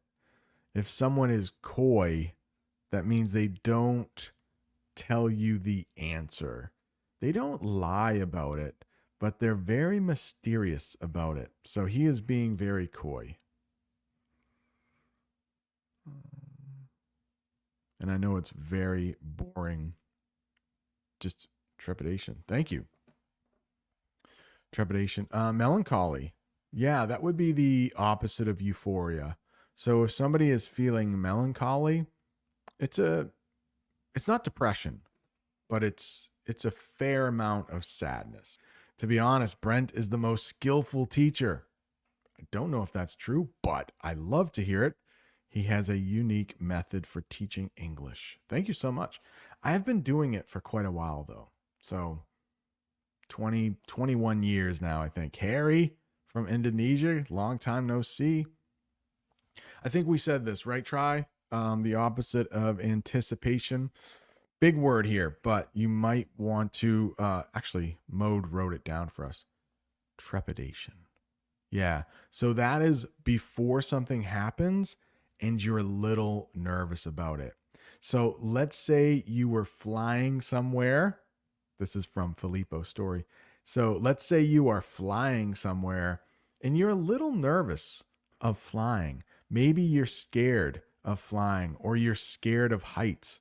So before the plane takes off, maybe the night before you have to fly, you could have a fair amount of trepidation. Yeah. Trepidation. All right. Yeah. Productive day. Productive day. Hopefully. All right. Oh, yeah, of course. Mo doesn't want to say it. That's fine. Okay. Let's get back to it. I got some slides here somewhere. Again, hey, Sita, thank you so much. Where are my slides? After Chris says, hey, Brent is a very skillful teacher. Now, I can't find my my slides. We did anticipation, didn't we? We did. Oh no. Here's one that's not so nice. This is resentment. So we will have some good feelings, some good emotions, and some bad emotions. Resentment is one of those bad emotions. Resentment is when you feel angry about something that happened in the past. You might also hear the term, you can't let it go. So in the past, somebody has done something to you that has made you upset, that has made you angry, and you can't get over it.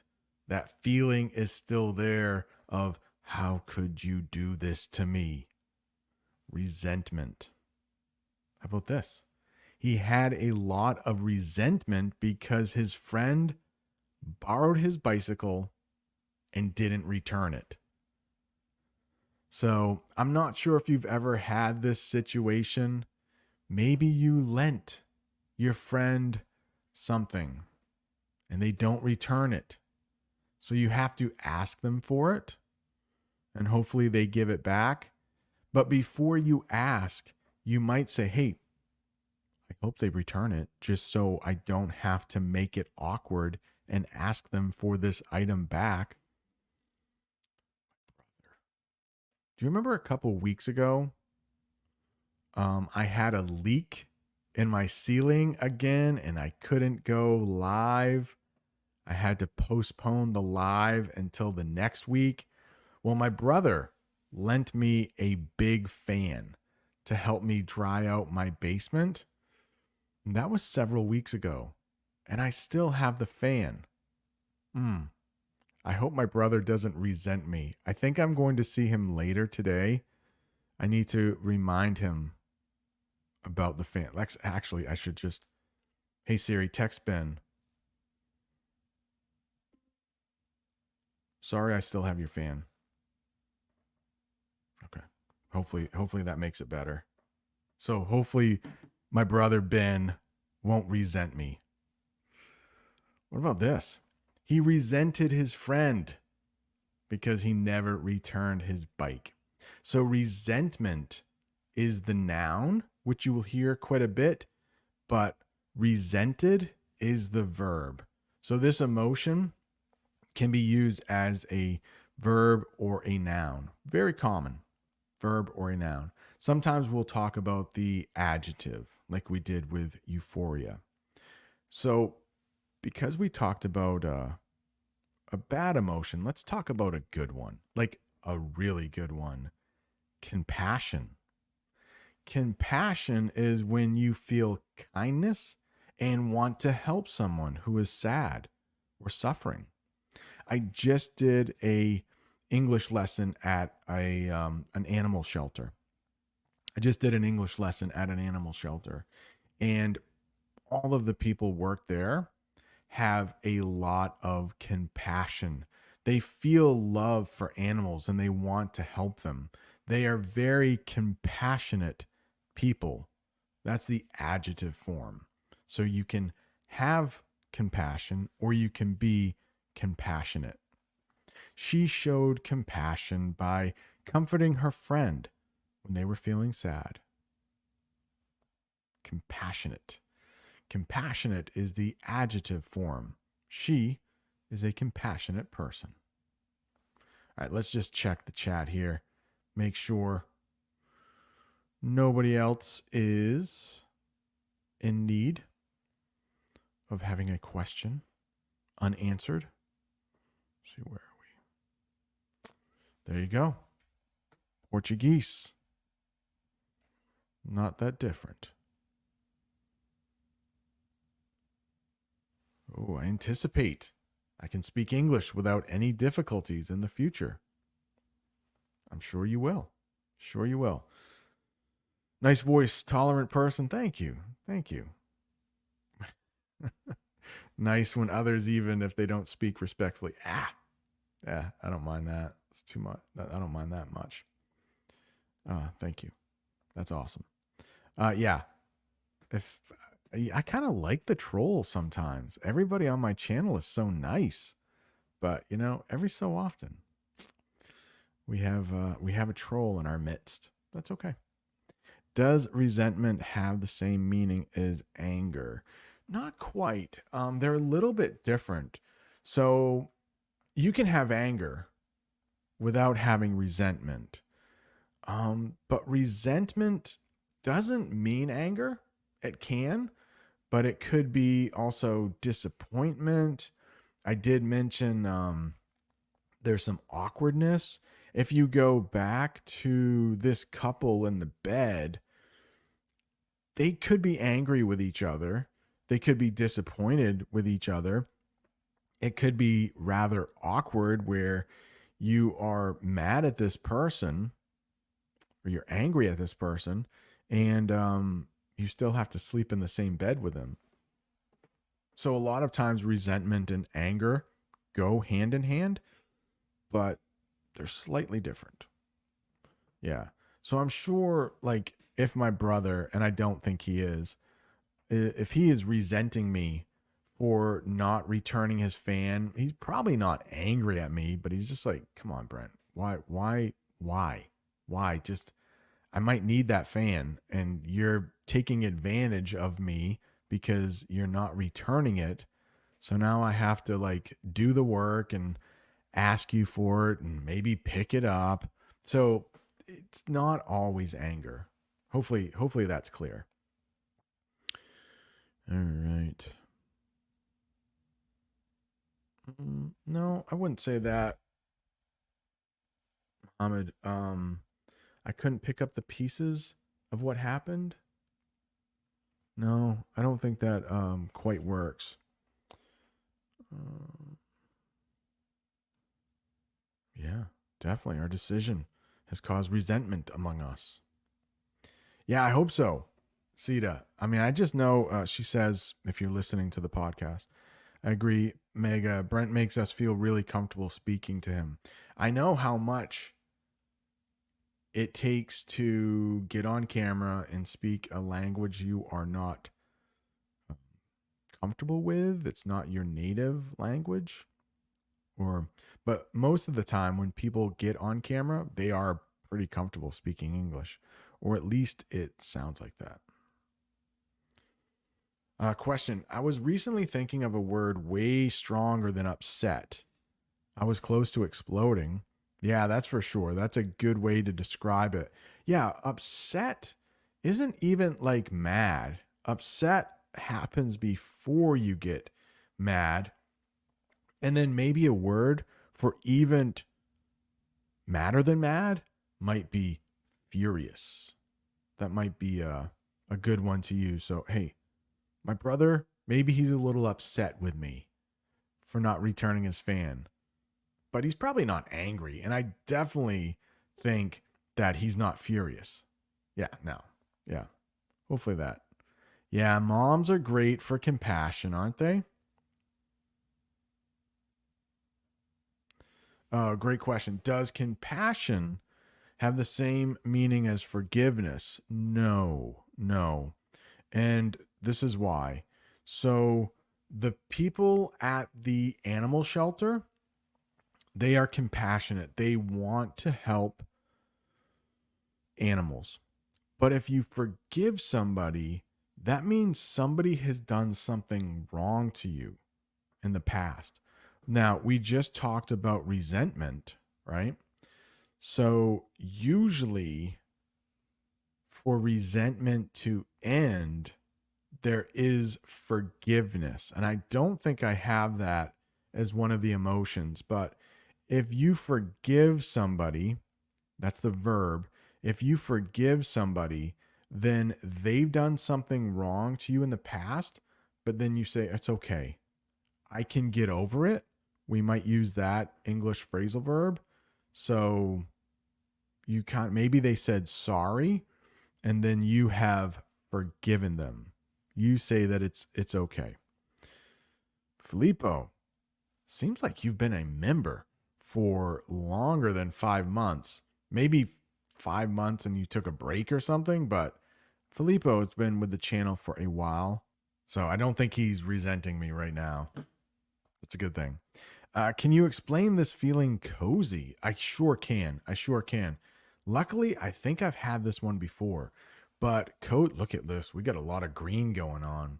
Is it too much green? Should I change I can change it. Did you know that? I can change the color.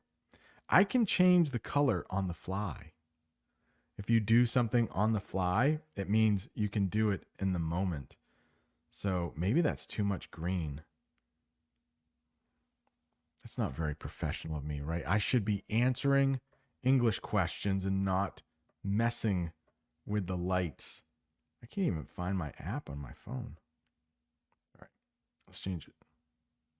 Yellow now. What if we had like a nice purple? Does purple and green go together? I don't know. Let me know. Let me know in the chat. Should I change the purple now? Maybe it looked better because it was green.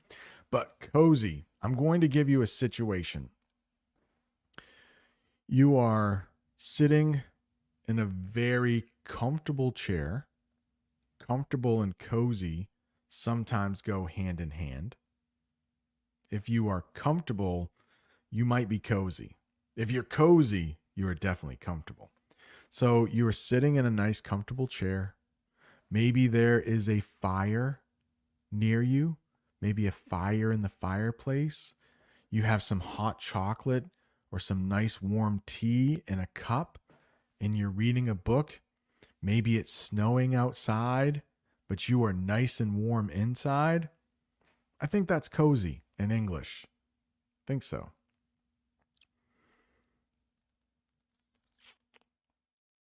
And just add more spice and it becomes Portuguese.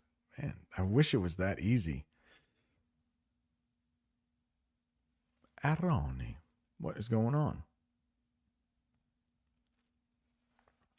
Chef Cat, hope everything is going well with you today.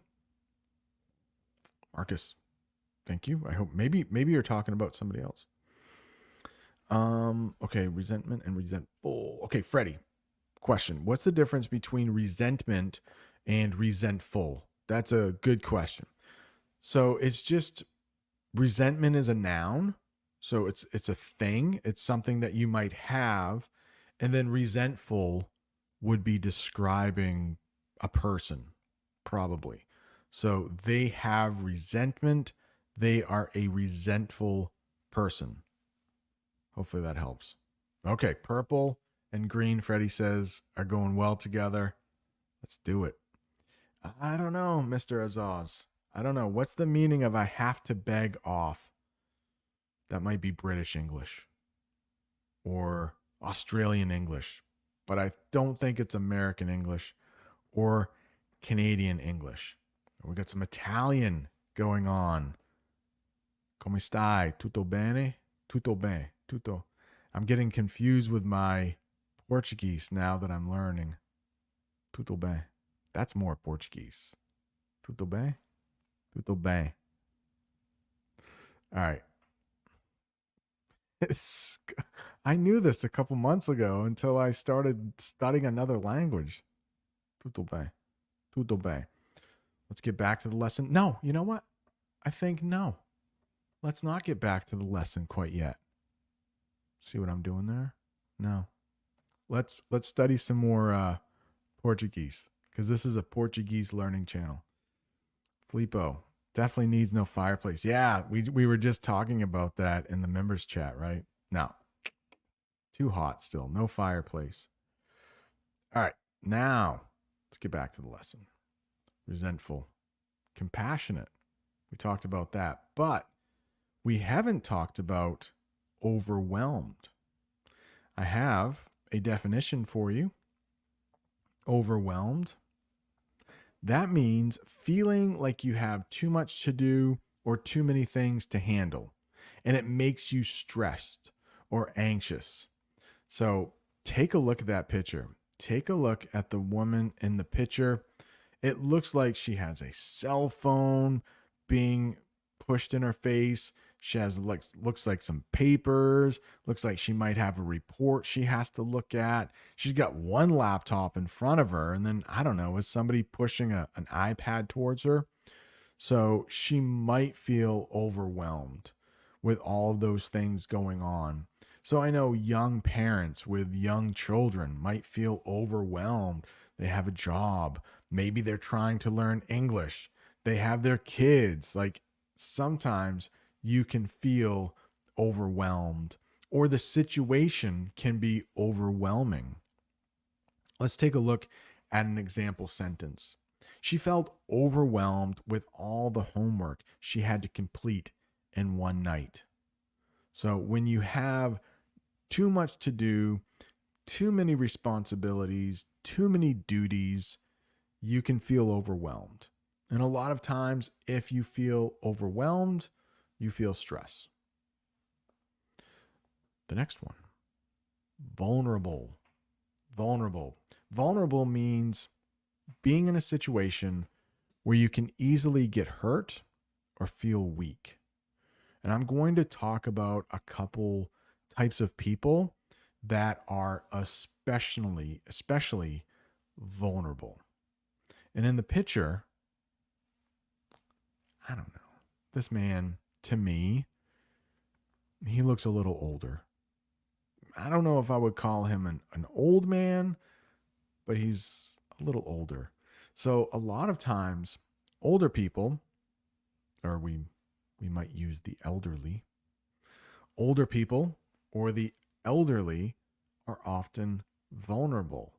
I mean, we've probably all heard stories of just older people going for a walk or just walking to the refrigerator and they break a hip. Last week we talked about bones, didn't we? That English lesson. So it's very easy for older people to break bones, unfortunately. So they're vulnerable. They are easily hurt. They can feel weak sometimes. And if you look, this poor man's probably sick. He's got a mask on. She's got a mask on.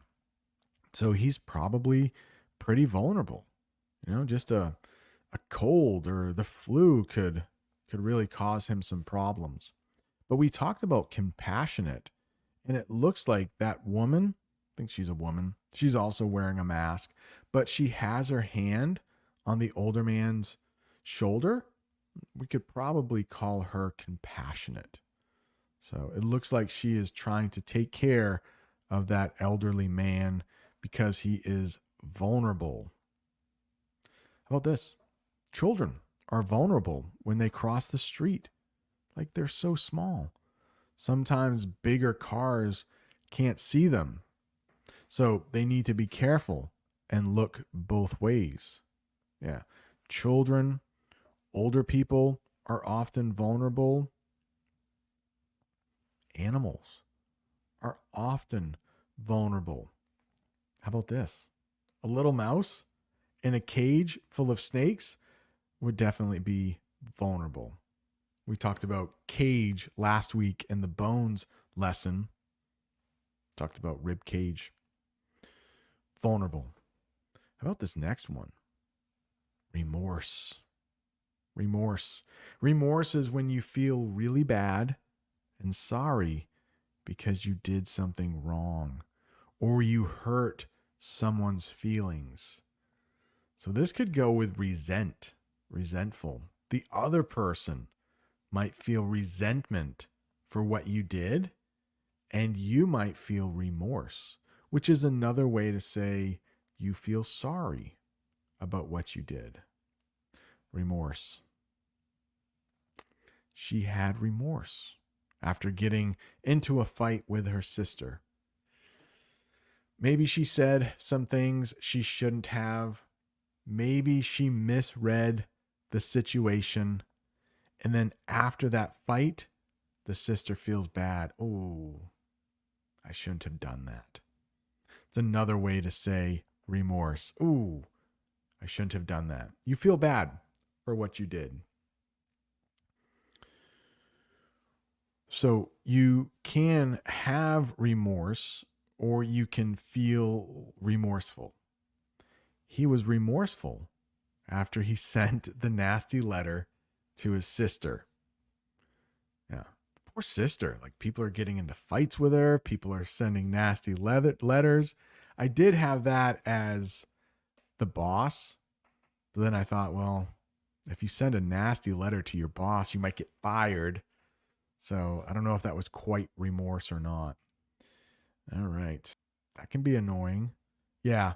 I don't know if they're quite synonyms, but I think they can almost be used interchangeably. Annoying, irritated. Yeah, I think so. I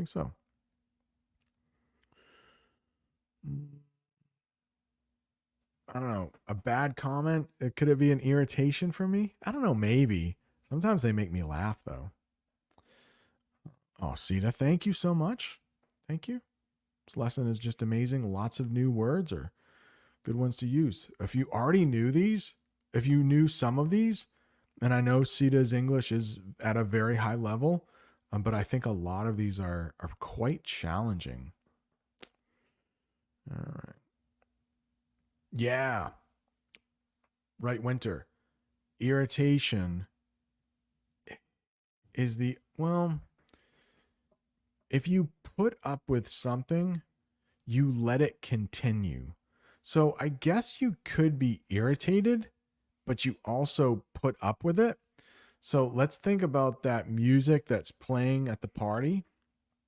So you're trying to go to sleep, you're irritated, but you're putting up with it. I mean, you're not going over there, knocking on the door and asking them to stop. So you can be irritated, but also put up with it. I hope that makes sense. So if you put up with something, you allow it to continue. Hope that helps. How are we doing on time? Bob the Canadian is going live in 8 minutes to do some questions and some answers. I will be done before then. Deja vu. Deja vu was different from nostalgia. That's a good one. I think we take that right from the French, right? So in English, deja vu means you think you've already been in this place before. Like, it's almost like time travel where you experience the situation as if it's happened before. It's like, wait, oh. And it's usually very quick. In English, deja vu means you think you've done it already, but maybe you haven't, but you're a little confused. Like, whoa, I just felt deja vu right there. Like, have we been here before? Have we had this conversation before? Yeah, that's deja vu. All right. So, Colombia. I think I know just enough Spanish, and this is just easy enough for me to understand. I think Javier is saying, hello, teacher. Good day. And I will be in Colombia in April. Bogota for about 4 hours, I think, because my flight goes from, I think, Rio, maybe Sao Paulo, to Bogota, and then Bogota to Boston. So I can say I was in Colombia for 4 hours. So just a stopover, just a layover. Oh, yeah. You're having nostalgia with your wife. It's good to look back on times. Yeah. So my wife and I have been together almost 30 years. So yeah, we will have some nostalgic feelings. You love reunions with old folks.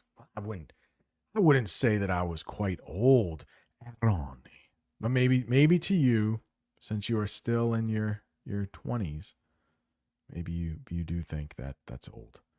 All right. What, sir? Please. What about hate hate pets? I don't know. Just I don't know. Just get rid of them, I guess. Oh, but maybe you have to live with someone who has a pet. I've been there before. Yeah. Maybe a pet irritates you a little bit too. That's right. Duck itch. Oh, did I say irritate? Yeah, so your skin, I almost wanted to mention the other definition of irritate, but I thought it would be too confusing. But since Omron mentioned it, maybe take a look at the English lesson I did at a resort. And sometimes you can talk about your skin being irritated. So I was talking with Danny earlier today. I mean, in Paris, apparently there are a lot of bed bugs. I don't know if I believe it or not. It might have been just a slow news day. They needed some news to report, but in the United States, there were some stories of bed bugs being all over Paris. And like I said to Danny, when they were interviewing people, they couldn't find anybody that had seen bed bugs. But if you do get bit by bed bugs, your skin will be irritated. So that's another way you might hear irritated used in English. They're very, very similar because it's both like, annoying, like we said. But all right. Okay. Yeah. Well, it's all in caps there, Filippo. Please explain the feeling. I can't wait for you to come to Italy. Yeah, I think anticipation, right? Anticipation and I will be coming to Italy, I think in 2025. But yeah, when you have that feeling like you want it to happen, like you can't wait. Yeah, I think in English we call that anticipation. I think I have two more left. We need to do this, right? Before Bob the Canadian. Oh, I got three left. Oh gosh, I got a lot left. Bob the Canadian. Hang on. Okay, I don't want to do these too quickly, but I also want to get over there for Bob the Canadian. And I think we have a couple minutes. So let's look at apprehension. This is almost the opposite of anticipation.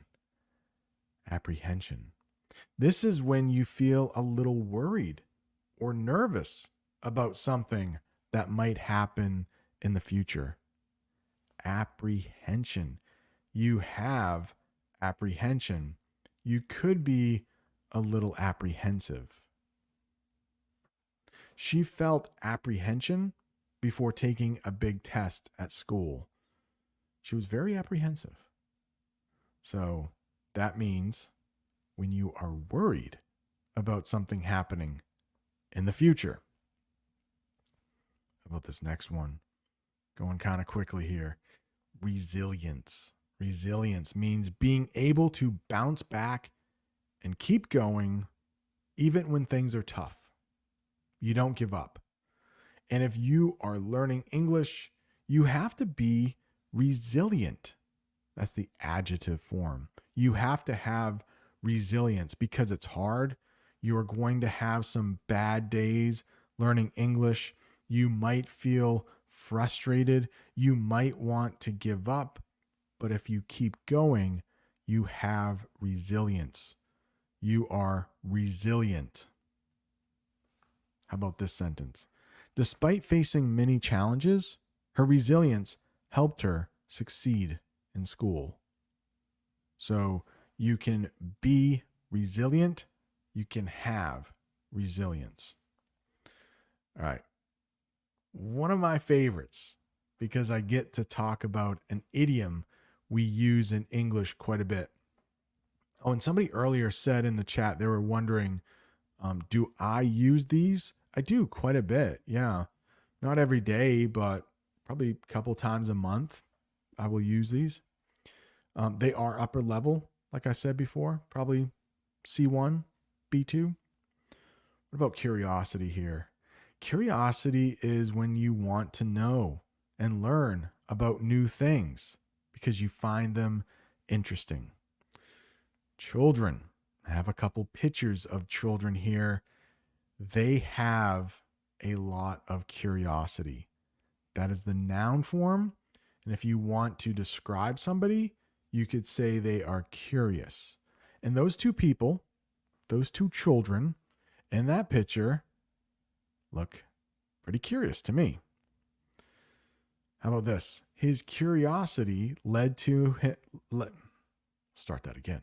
His curiosity led him to explore the forest and discover many different kinds of bugs.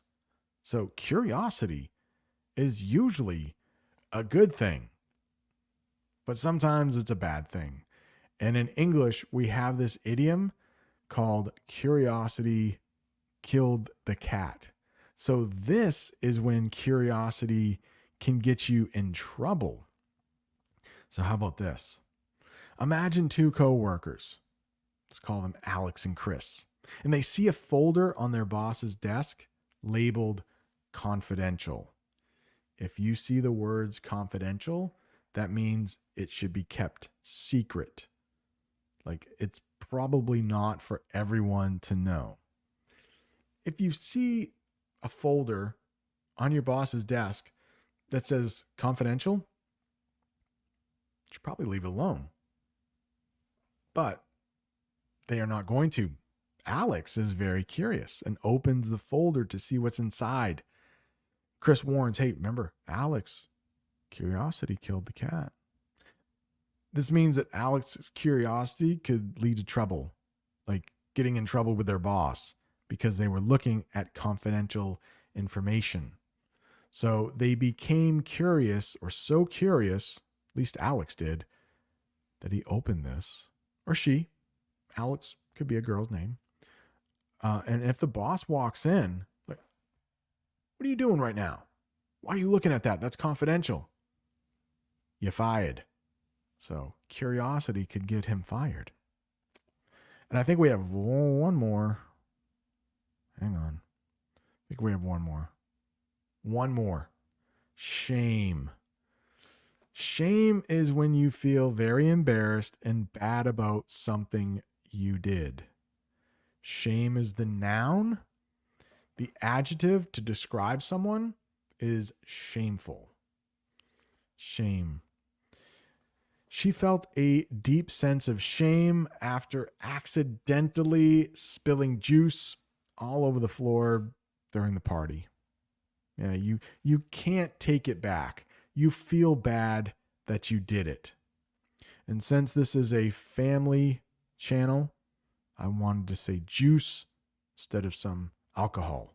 And I know some people watching may not drink any alcohol. Listen, Bob the Canadian, 3 minutes. Bob is live now. Yes, Omron. So let me, oh man, Chef Cat, Turkey, definitely on the list of countries to visit.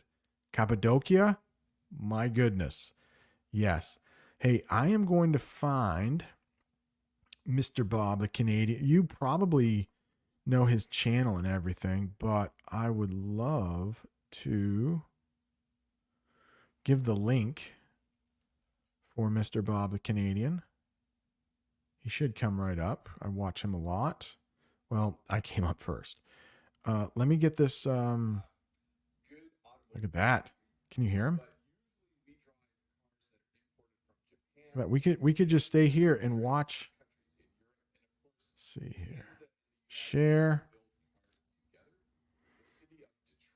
Make sure I like it. Look at that. Give him some likes there. Boom. Windsor. Oh, I'm not sharing it?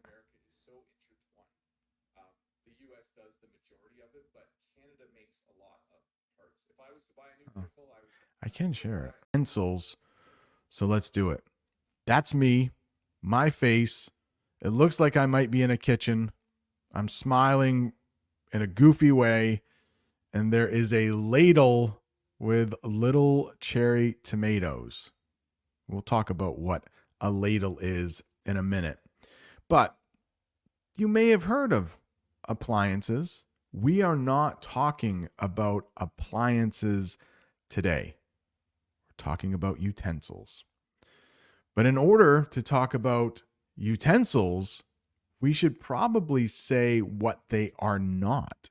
They are not appliances. If you look at that picture, it looks like on the left, that might be an oven. And in the middle, it's probably a refrigerator and a freezer.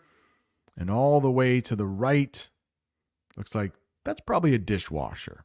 And those are all appliances. If you look down, a utensil is a tool that you use in the kitchen to help you cook or eat. Okay, so not really an appliance. Things like spoons, forks, knives are utensils. They make it easier for you to prepare and enjoy your food. Now, there's one thing that appliances have, and I think it's electricity. You usually plug in appliances.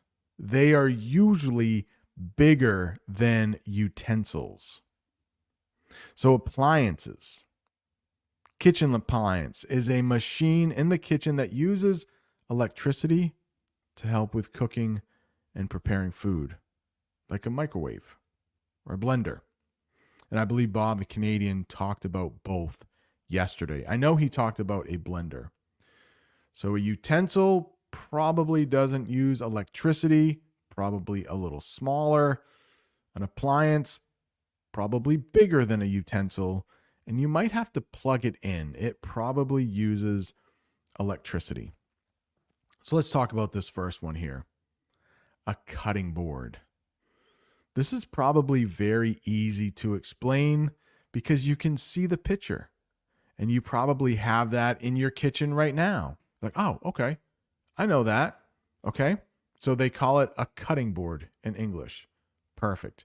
But I do have an example sentence for you, and I do have a definition, which will hopefully help improve your English here. So in English, we say a cutting board is a flat surface for cutting or chopping up food. So you can cut with a knife. I have a sentence for you in a minute. Or you can chop with a knife. That's another verb that you might hear. And chop up is the phrasal verb. English speakers love to put up at the end of verbs. Chop up. It really doesn't change the definition at all. I need to chop up this green pepper for my salad. How about this? I use a knife to chop vegetables on the cutting board. So there's a little help with a preposition. You would say on the cutting board. How about this next one? This next one actually has two words that we might use to describe this utensil. You might hear strainer. And if you look at the picture, it looks like water is going through this utensil and it's coming out a little bit smaller. I'm going to talk about the verb drain in a minute.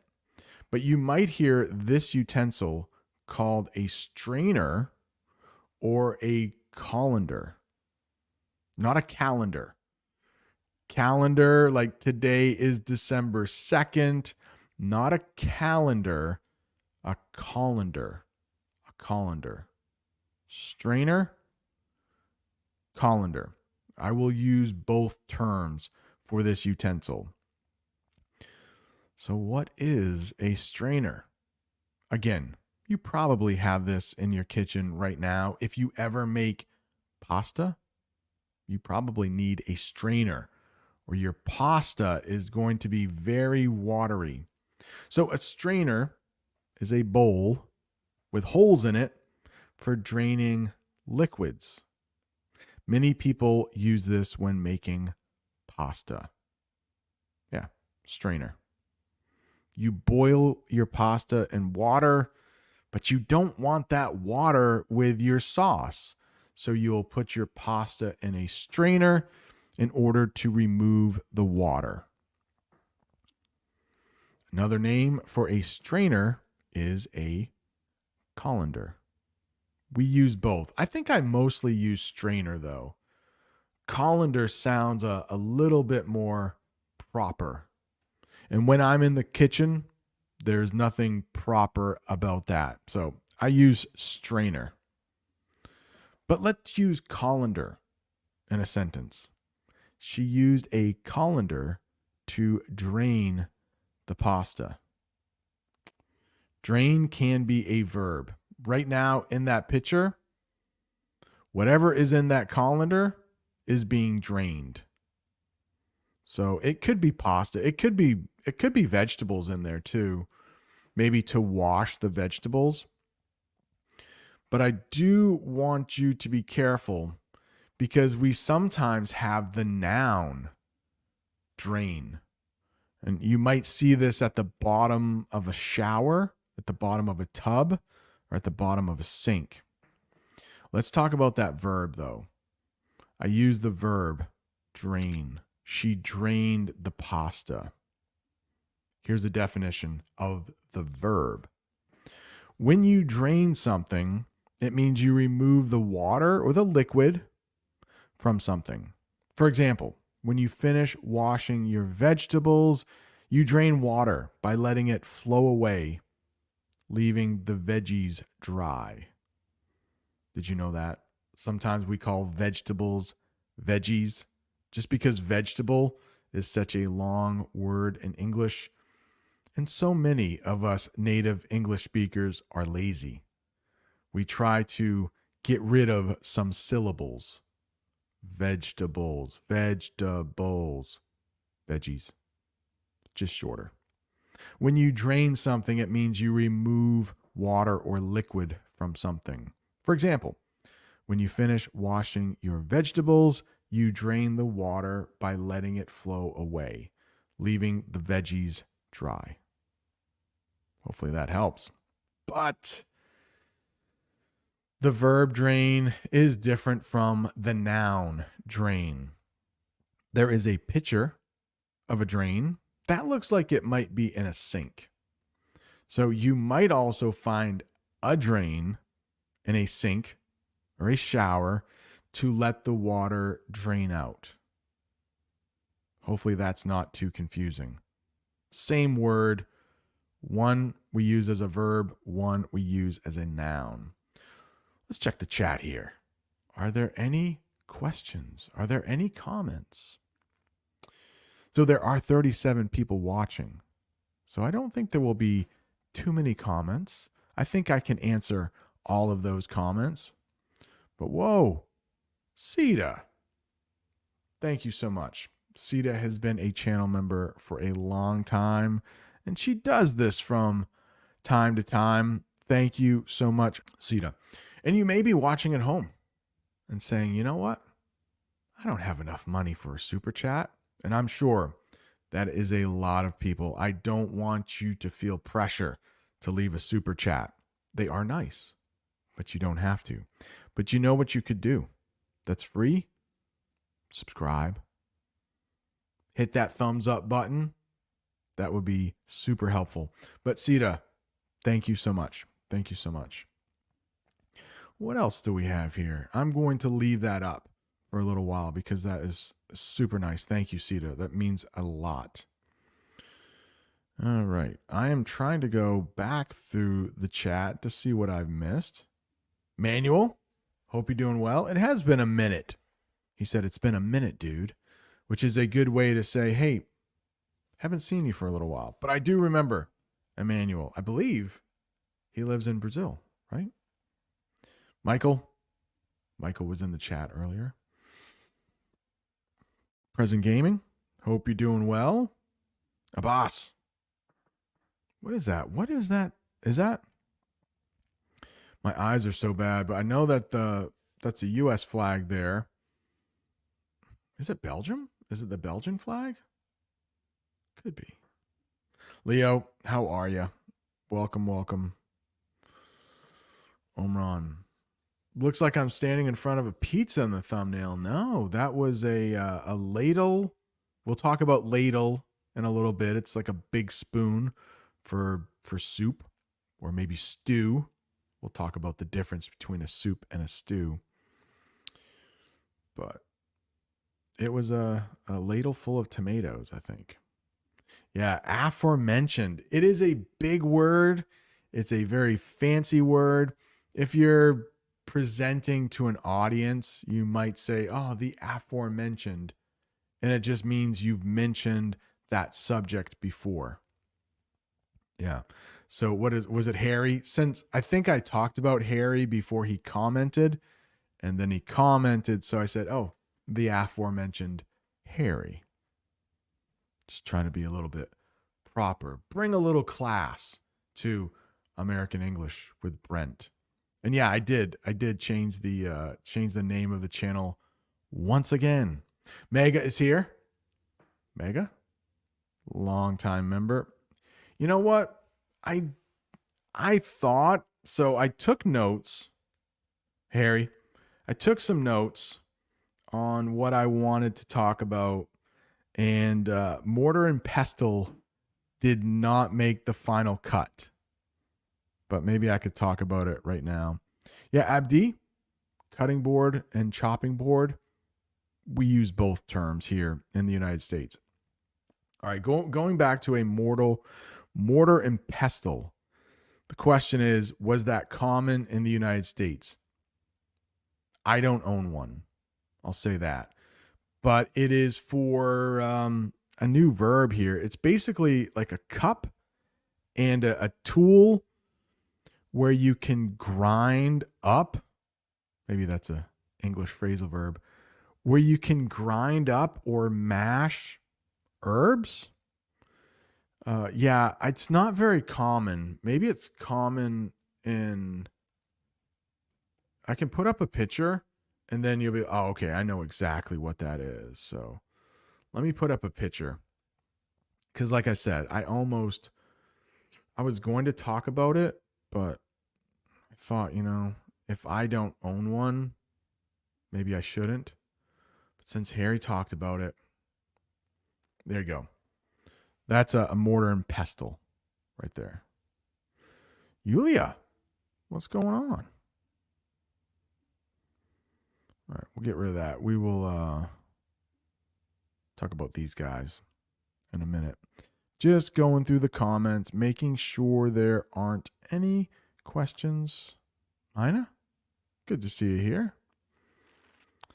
Oh, geez, rad. I did not talk about a sifter. Let's pull one up. That's good. You use this when you are baking, and it is to get rid of lumps in your flour. Sifter.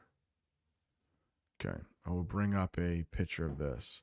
Now, in my classroom, I do have students that I teach every day in a classroom. I do teach English. And I do need to give a shout out to one of my students. His name is Jonas. And it was his idea a couple weeks ago. He said, you should do kitchen utensils.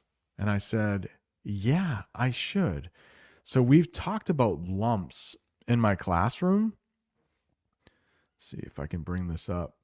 Lumps, I've found, is kind of hard to explain, to be honest. But let's say you make your bed and the sheet on your bed is supposed to be nice and smooth, nice and flat. But if there is something under it, maybe you forgot your phone under your sheet, there will be a lump. And sometimes when you're baking a cake and you use flour, there could be lumps in the flour. So you might use a sifter to get rid of those lumps. You can use it for more than just flour, but that is one way to use a sifter with flour. All right, let's see. Anybody else?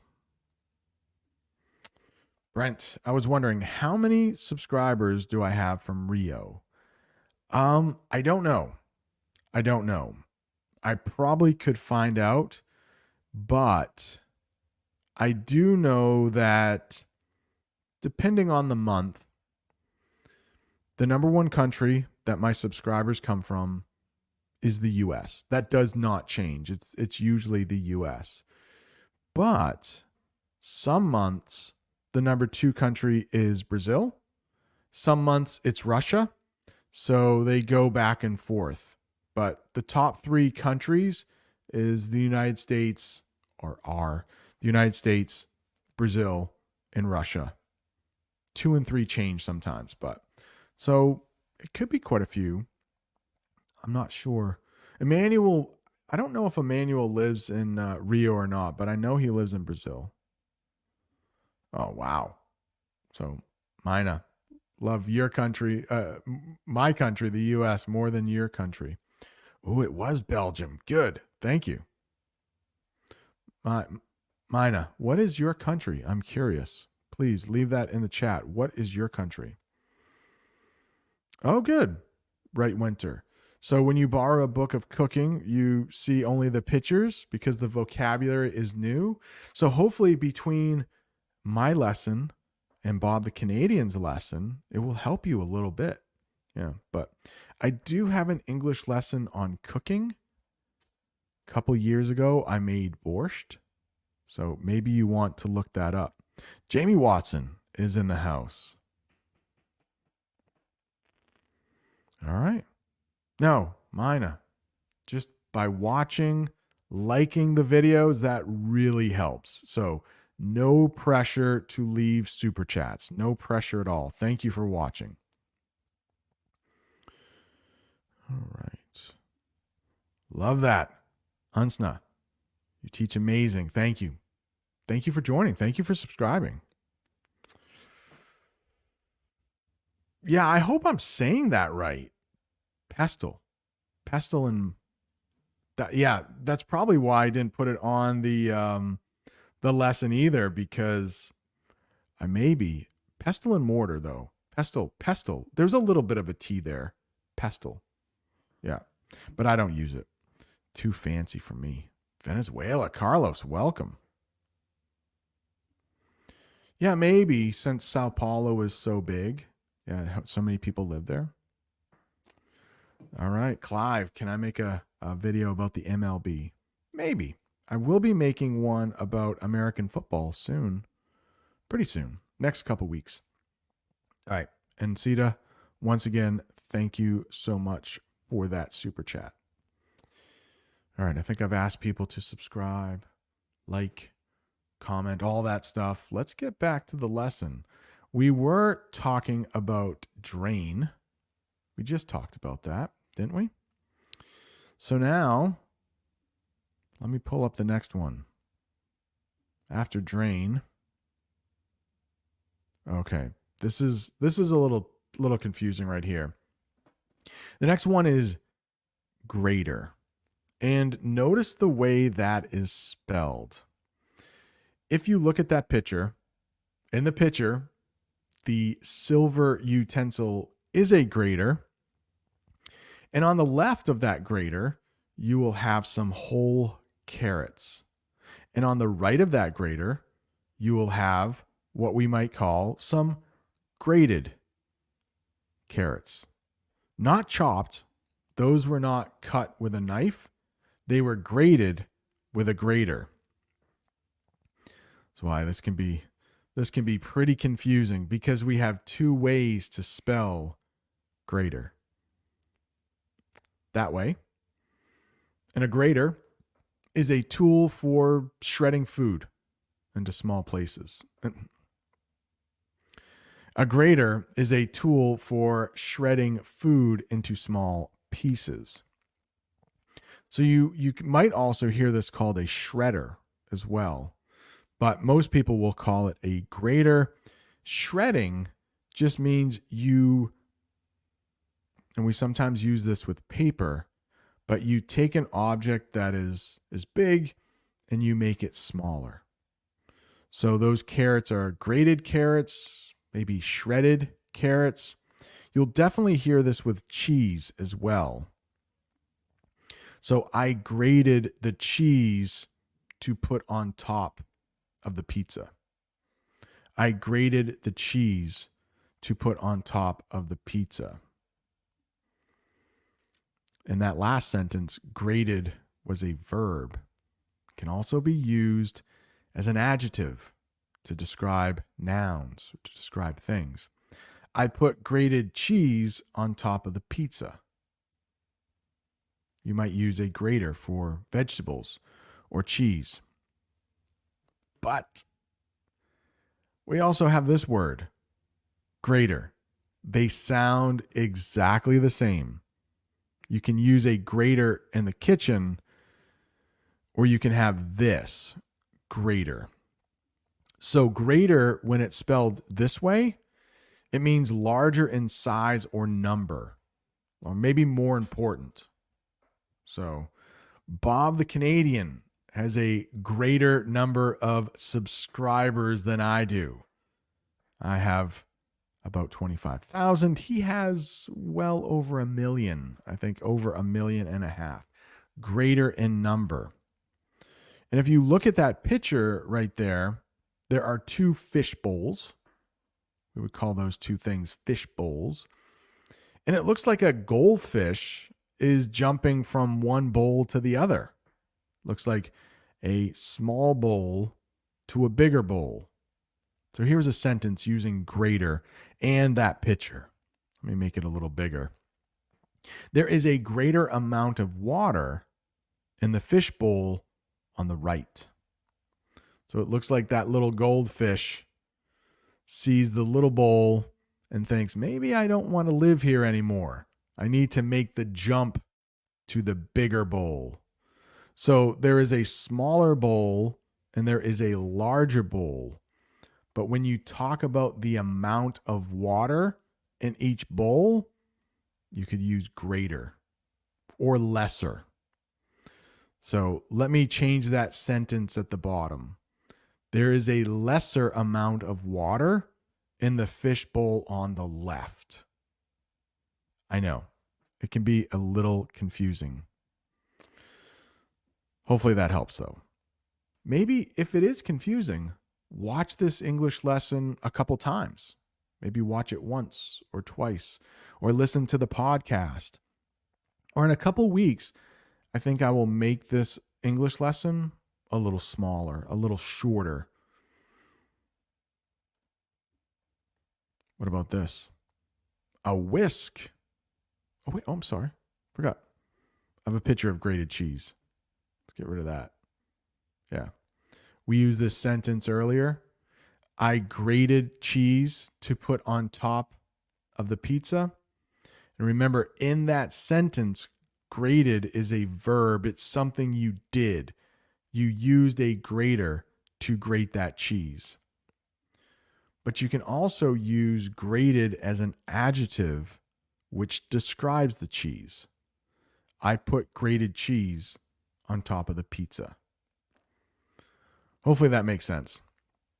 Whisk. Again, with our utensils, you can have a noun, so you can use a whisk, but it can also be used as a verb, something you do. So I used the whisk to whisk eggs. Now, luckily, if you look at the picture and you spend some time in the kitchen, you're like, oh, okay, I know what that is in my native language. You just have to look at a picture. But sometimes it can get confusing because I don't know.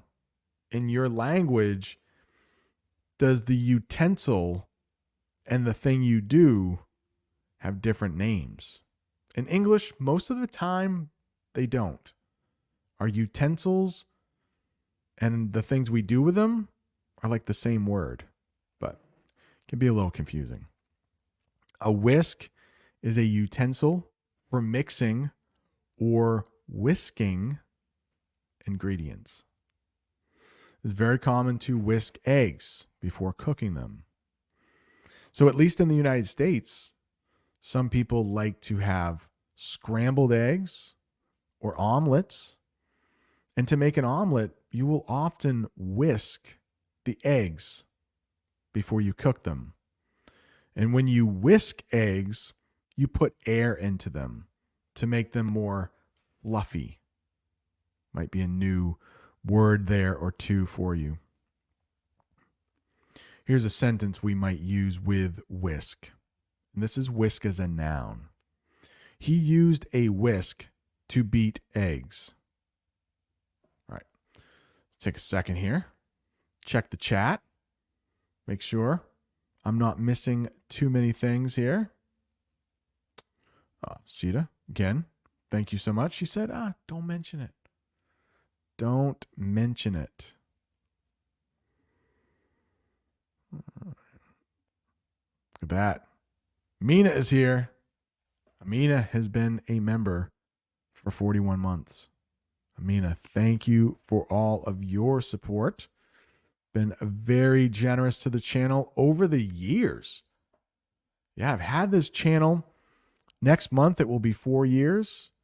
And I almost think Amina was there from like almost day one. That 41 months is from when this channel got monetized, from when I could have members. And I believe Amina has been a member since the first month. It might have been April of 2020. So thank you so much. Leo, how long is this live stream going to be? I don't know. It's going to be as long as it needs to be. So I try to go 40 minutes to an hour. So just trying to explain all of the terms I have and answer the questions. Whoa, Harry, I think you just blew my mind. Okay, I'm going to read this slowly and try to figure this out. Your grater is greater than my grater. Yeah, so in this way, maybe I just have a superior grater. Maybe my grater is just better than Harry's grater, but everything is written there correctly. So your grater is greater than my grater. Oh, you forgot a period, Harry. The English teacher and me should say, don't forget your period. But other than that, you use the correct your, and you use the greater, spell that correctly when you use it as an adjective. And the nouns. We won't get too much into English grammar. Harry, thank you. 21 months. That's almost 2 years. It's a lot of commitment. Thank you, Harry. All right.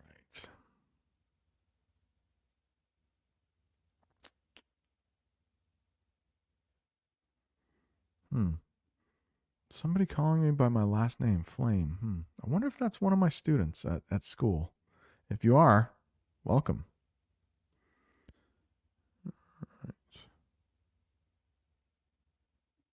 Okay. Brent, I'm willing to come to your country after 3 years. Sri Lanka. Oh, very nice. So awesome. So you will be coming to the United States in 2028. That's awesome. The United States is a big place though. So I don't live where a lot of other people live, but I just had a conversation with a couple friends. Shout out to Doug and Mike, and they had visited Sri Lanka. They said that place was crazy. Lots and lots of people. Sri Lanka. Where did they go? They went to Colombo, and I think they went to Kandy. So yeah, we just had a conversation last week about Sri Lanka. How it would be nice to visit for a short period of time because lots of people, lots of noise, but very nice people, they said. They had fun. And the food was great. The food was great, they said. All right. Where else are we going here? All right. Dunsnay, good to see you in here from Cuba. Few more. I think we have a few more utensils to talk about, so let's do it. I think the next one we need to talk about is the one that was in the thumbnail, and that is ladle. Ladle. It's basically like a big spoon, right? So here's the definition of what a ladle is. A ladle is a large spoon for serving soup or stew. I hope you know what soup is in English. I hope. That would make this a lot easier. So if you know what a soup is, but you don't know what a stew is, just think of a stew as a lot thicker soup. So a soup might have a little more liquid or water, or you might call it broth in it. And then a stew will have less liquid and more chunks of stuff. Maybe more chunks of meat or maybe more chunks of vegetables. But a stew is a little thicker than a soup. But you might use a ladle to dish out the soup or the stew. Dish out, that might be a phrasal verb you're not familiar with. So dish out. It's another way to say serve. Dish out. Speaking of serve, let's talk about that verb in this sentence. I used a ladle to serve the stew. Let me say that again. I used a ladle to serve the soup. I ladled the soup into a bowl. So in that first sentence, ladle is a noun, it's a thing. And in the second sentence, I used it as a verb. Because again, with most of these utensils, you can use them as verbs, what you do with that utensil. I used a ladle to serve the soup. I ladled the soup into a bowl. Hopefully that helps. The next one, tongs. Tongs. In my family, we really only have one set of tongs, and we do have a dishwasher. So sometimes when the tongs are used and we only have one set and it's in the dishwasher, I will take those tongs out of the dishwasher and hand wash them because we may need two sets of tongs at my house, but we only have one set. But I don't mind hand washing every so often. Tongs are utensils with two arms for gripping and serving food. There are just some foods that you could stab with a fork. How do you like that verb there? You could stab it with a fork, but sometimes it just takes too long. Tongs are great when you want to make salad. I picked up lettuce with tongs to add to my salad. You know, lettuce. I mean, you could stab it with a fork all day long to try to serve it, but it might take too long. The tongs, perfect for picking up lettuce. The next one, peeler. peeler. And guess what you do with a peeler? You peel things.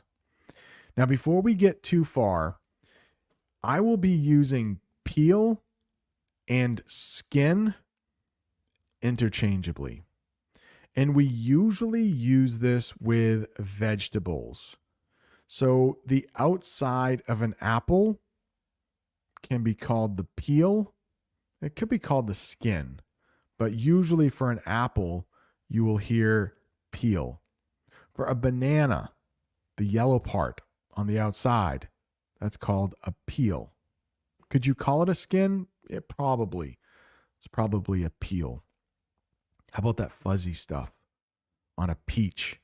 If you think of the outside of a peach, you could call it a peel, but we would probably call it a skin. Okay, so peel and skin are often used interchangeably. Think of a potato. You could call it the peel, or you could call it the skin. So I wouldn't worry too much about the difference between peel or skin. Native English speakers will probably use them all correctly, but most of the time you can use either. I wouldn't worry about studying the difference between peel and skin. But a peeler is a tool for removing the skin from fruits and vegetables. I could say the same thing with peel. A peeler is a tool for removing the peel from fruits and vegetables. How about this? I often use a peeler to take off potato skins. And I think in that picture, that is what is being done. So you have a potato probably on a cutting board. The potatoes have probably been washed. And now that person is using a peeler to remove the potato skins. How about this? She peeled the apples with a peeler. So in that sentence, I'm using peel as a noun, and I'm using peel as a verb. She peeled the apples with a peeler. She removed the skin of the apple. How about this? Corkscrew. I'm trying to think if my house even has a corkscrew. If we do, it doesn't look like this.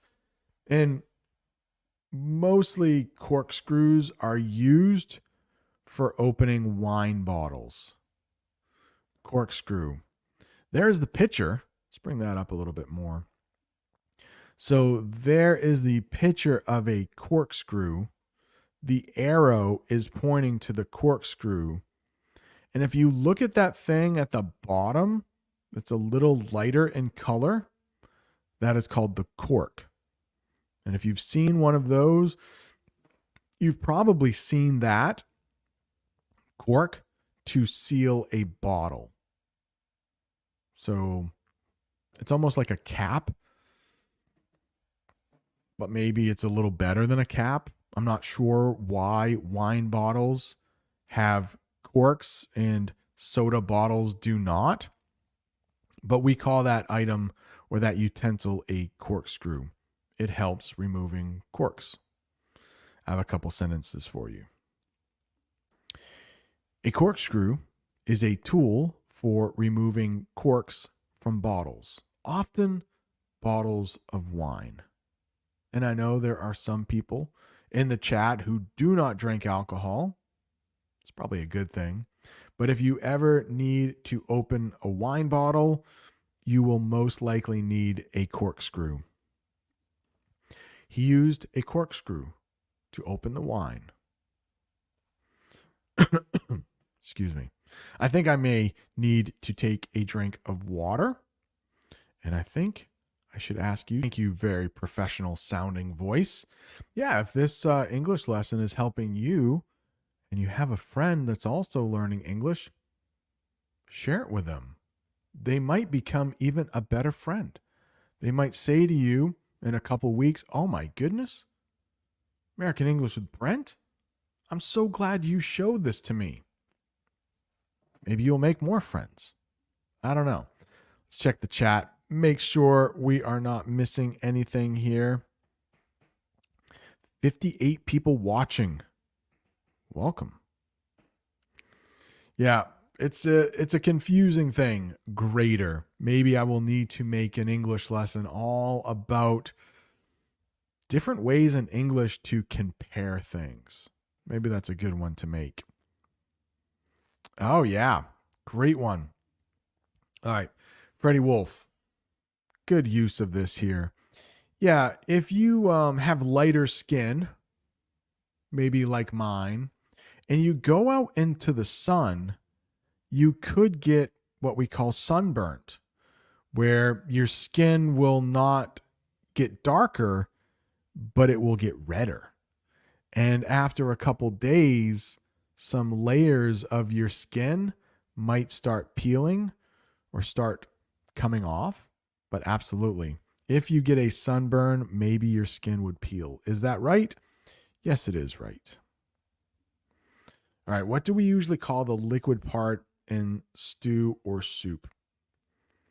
Here's an example. I've had enough beef. I just want to take the liquid thingy only.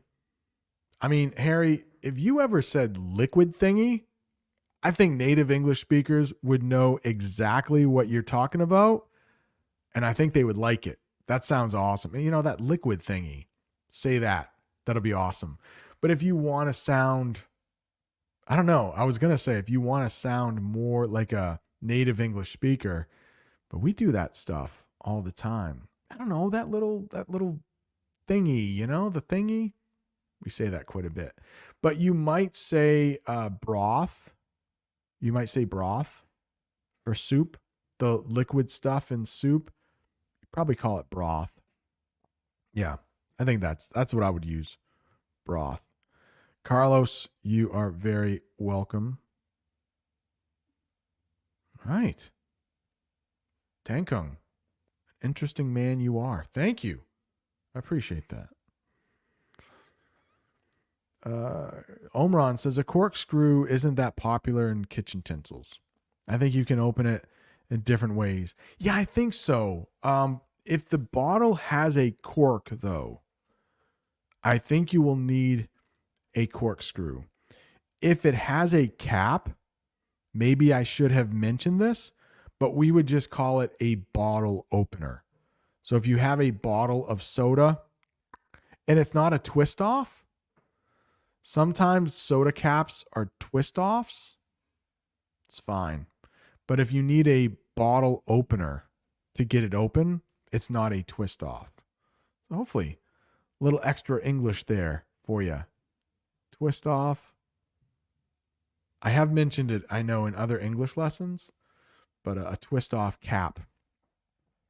All right, a couple more here. I think we have, don't we? Oh my gosh. Okay. I just talked about bottle opener, but let's talk about can opener. Can opener. I mean, some of these things in English are just like exactly what they do, right? We use a can opener to open a can. Sometimes English is very difficult and sometimes it's just so easy. Can opener. What does that do? It opens a can. Yeah. So here it's actually quite simple. A can opener is a tool for opening canned goods. I don't know what those are. Maybe a can of tuna fish, maybe a can of tomatoes, maybe a can of soup. But you see, there are two different types of can openers there. One is an electric can opener, and one is a can opener you have to use by hand, we would say. The one on the right, you would have to use that by hand, which is the kind of can opener I have in my house. Is it a little harder to do? Yeah. But is it less likely to break? Yeah. So we just have a can opener that you use by hand, not an electric can opener. How about this? I need a can opener to open this can of tomatoes. Here's another good one. I think one of my favorites. That in the picture is what we call an oven mitt. An oven mitt is something you can put on your hands so you don't get burned. Yeah, maybe you are taking a hot plate out of the oven. You don't want to burn your hands. Put on an oven mitt that will protect them. What about this? I used an oven mitt to take the cookies out of the oven. Safety first. Safety first. This is the last one. And then we will be done with the English lesson. Measuring cup. So in the picture, you can see two types of measuring cups. The one on the left, the bigger one, we might use for measuring liquids. And the four smaller ones, we might use for measuring more solid things like sugar, salt, flour. The bigger one, you might measure water or oil or milk. But a measuring cup is a container for measuring ingredients. It's just what it sounds like. And what can be a little confusing in American cookbooks is that you might see ounces, or you might see cups, or you might see quarter cups, half cups, a third of a cup.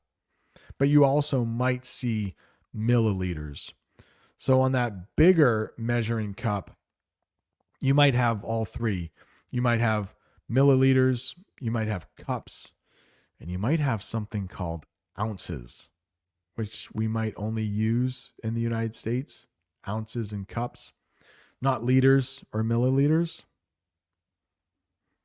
But how about this sentence? I need a measuring cup for the flour. And notice how flour is spelt.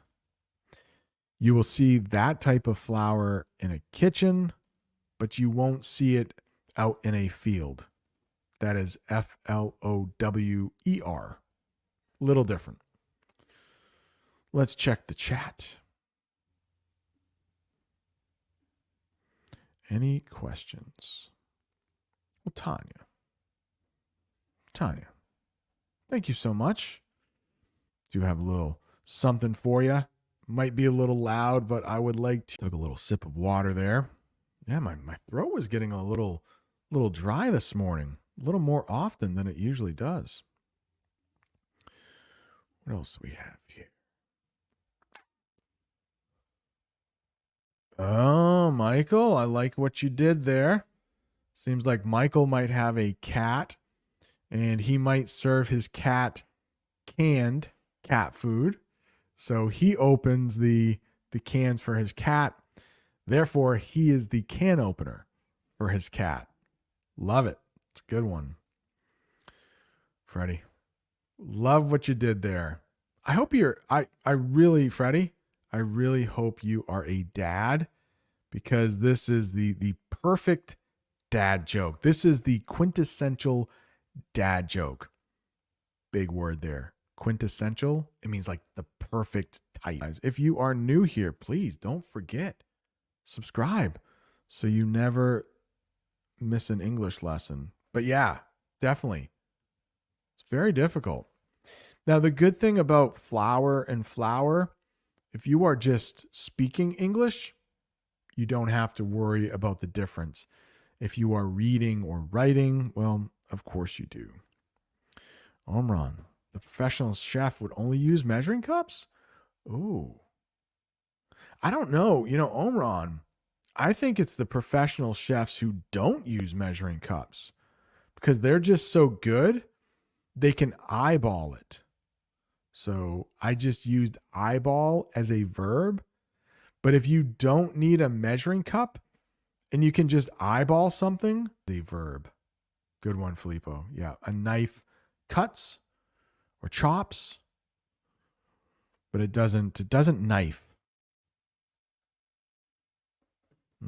Not a dad yet. Okay. Well, you are preparing because I think you have some good dad jokes. That's it.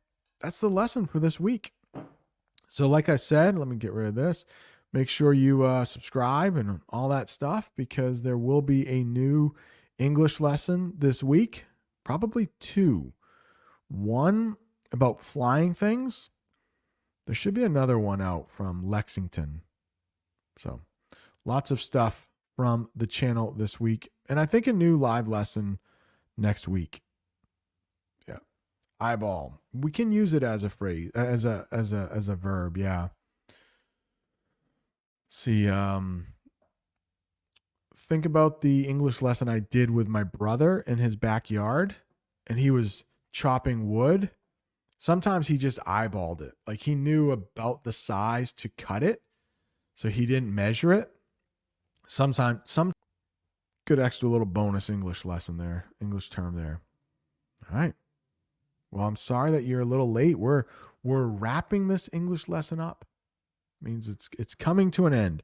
Just taking any last minute questions. Omran, thank you. Thank you for watching 3 times. Might not be a bad thing. Well, I would like to thank you all for joining me for another week, another live lesson here on utensils. If there is an English lesson you want to see, leave it in the chat. I'll take a look. I'll try to make it happen. All right. Adios, amigos. Thank you for joining. See ya. Wait, I need to end with adios, amigos.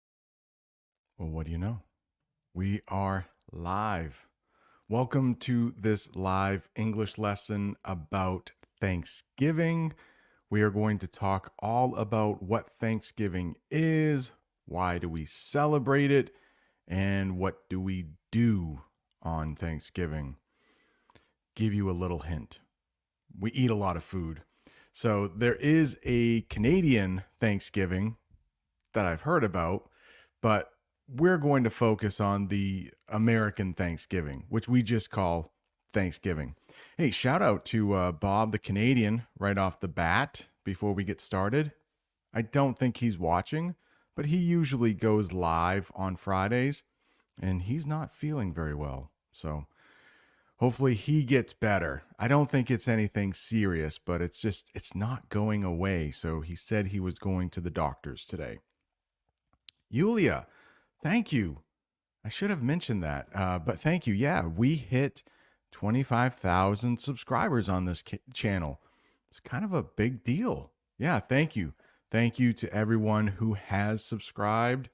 If you haven't subscribed, maybe you want to, so you never miss an English lesson. But Yulia, thank you so much. Yulia always comments on Facebook and YouTube. I think we are live on Facebook, but I'm not sure. Maybe not. Maybe it's just YouTube here. Mega, how are you? Welcome. Mahmood, welcome. Say hello to a couple people before we get into the lesson. Filippo is here. Welcome. Walter, hope you're doing well. Omran, Luke, hey, it's been a while. Hope all is well in Poland. All right, I'm sorry. In some Cyrillic language I can't read, but welcome. Welcome. Yeah, I don't think we're live on Facebook for some reason, but that's okay. I think we're supposed to, but maybe we are now. I don't know. I just hit a button. So what we need to do is pull that up. That's the thumbnail with me. That's not my sweater.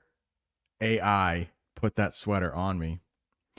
But the first term I would like to teach you is gratitude.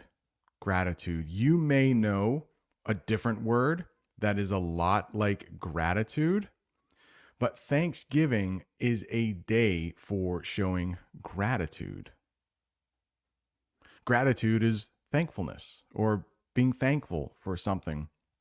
So the main idea about Thanksgiving is that you take a day, stop for a minute, and say what you're thankful for, or at least think to yourself, what am I thankful for? And I think a lot of Americans are thankful for their health if they have it. They're thankful for their family. They're thankful for the health of their family, things like that. There are a lot of good things in this world. And Thanksgiving is just one day that Americans stop to remind themselves what they are thankful for. So here is a sentence you can use to practice shadowing with the word gratitude. I will read it, and if you would like to repeat after me, that might help you with your speaking, or you can try to say it as I say it. I feel gratitude for my family and friends on Thanksgiving. Let's talk about when Thanksgiving is celebrated. Always the same day every year. It is the fourth Thursday in November. And that might be a little difficult to say depending on what your first language is. It is the first Thursday of every November. Thanksgiving is always celebrated on the fourth Thursday of November. So this year, Thanksgiving fell on November 23rd. But I think it was last year, Thanksgiving fell on November 30th. So a lot of Americans celebrate Thanksgiving and also celebrate Christmas. And for those Americans who celebrate Christmas, Thanksgiving is kind of that day where you go into Christmas mode. Like maybe after the Thanksgiving dinner, people are already thinking about, okay, I need to get presents for somebody. I need to start decorating my house. So this year, with Thanksgiving falling so early on the 23rd, there are more weekends before Christmas. So for those Americans who celebrate Christmas, they have a little more time to do some shopping.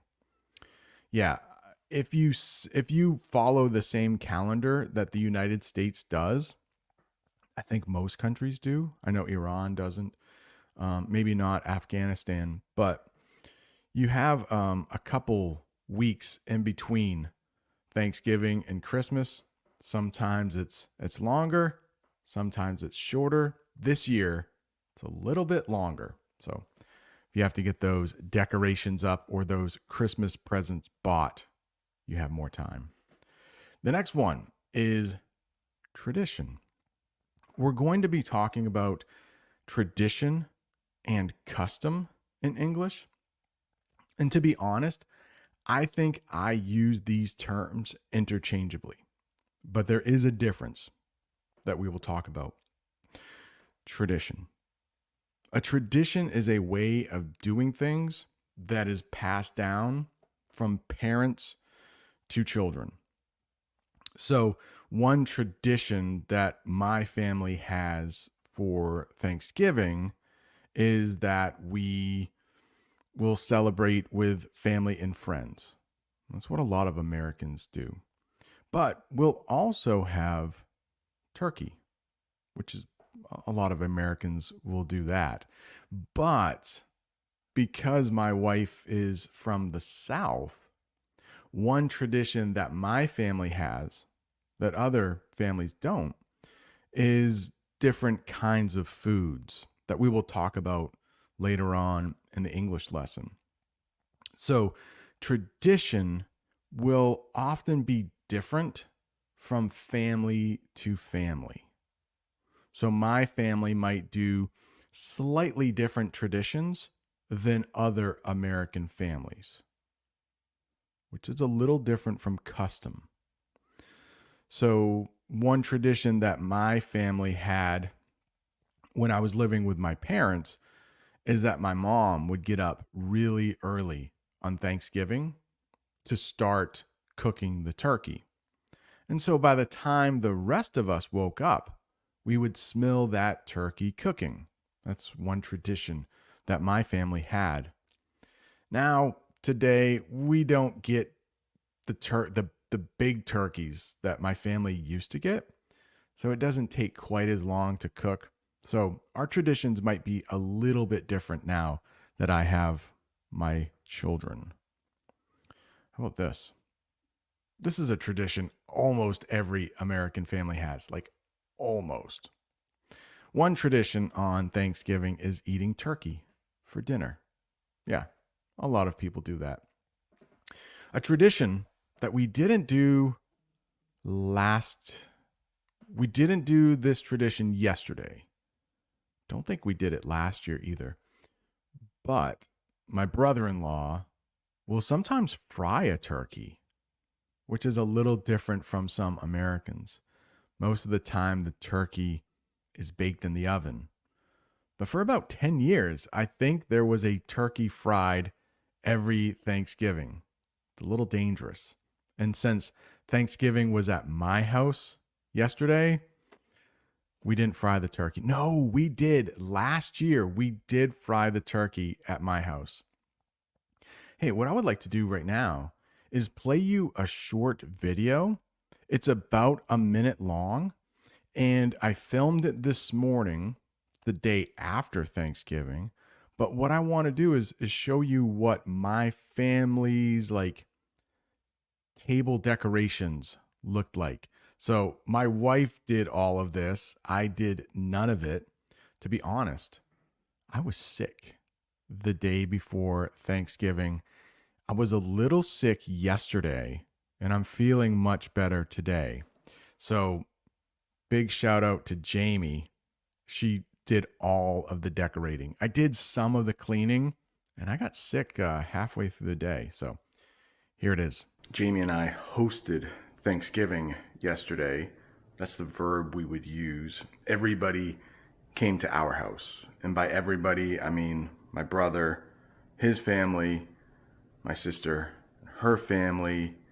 I think we had like 11 or 12 people here. So there was a little table down there.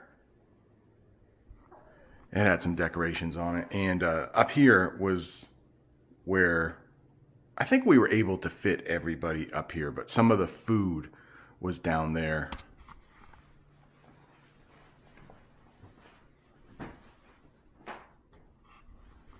So those things were like a little bit more decorated, like the pumpkins weren't turned over and they had lights on them, but it was good to have everybody at the house and eat lots of food and watch lots of football. All right. Hopefully you like that little video I filmed so you could get a first-hand look at an American Thanksgiving. Last year, I think I filmed a video before Thanksgiving. So just give you a little taste of that. Hey, I did see in the comments that Michael had to go. Sorry, man. He's going to miss most of the lesson, but all right. Hope everything is going well. There might be an issue, it said on might be an issue on Facebook. Facebook might be having some trouble, but at least here on YouTube, it seems like it's okay. All right. Let's get back to the lesson here. See if I can get back to the lesson. There. We were talking about tradition. So many buttons here. Hide that.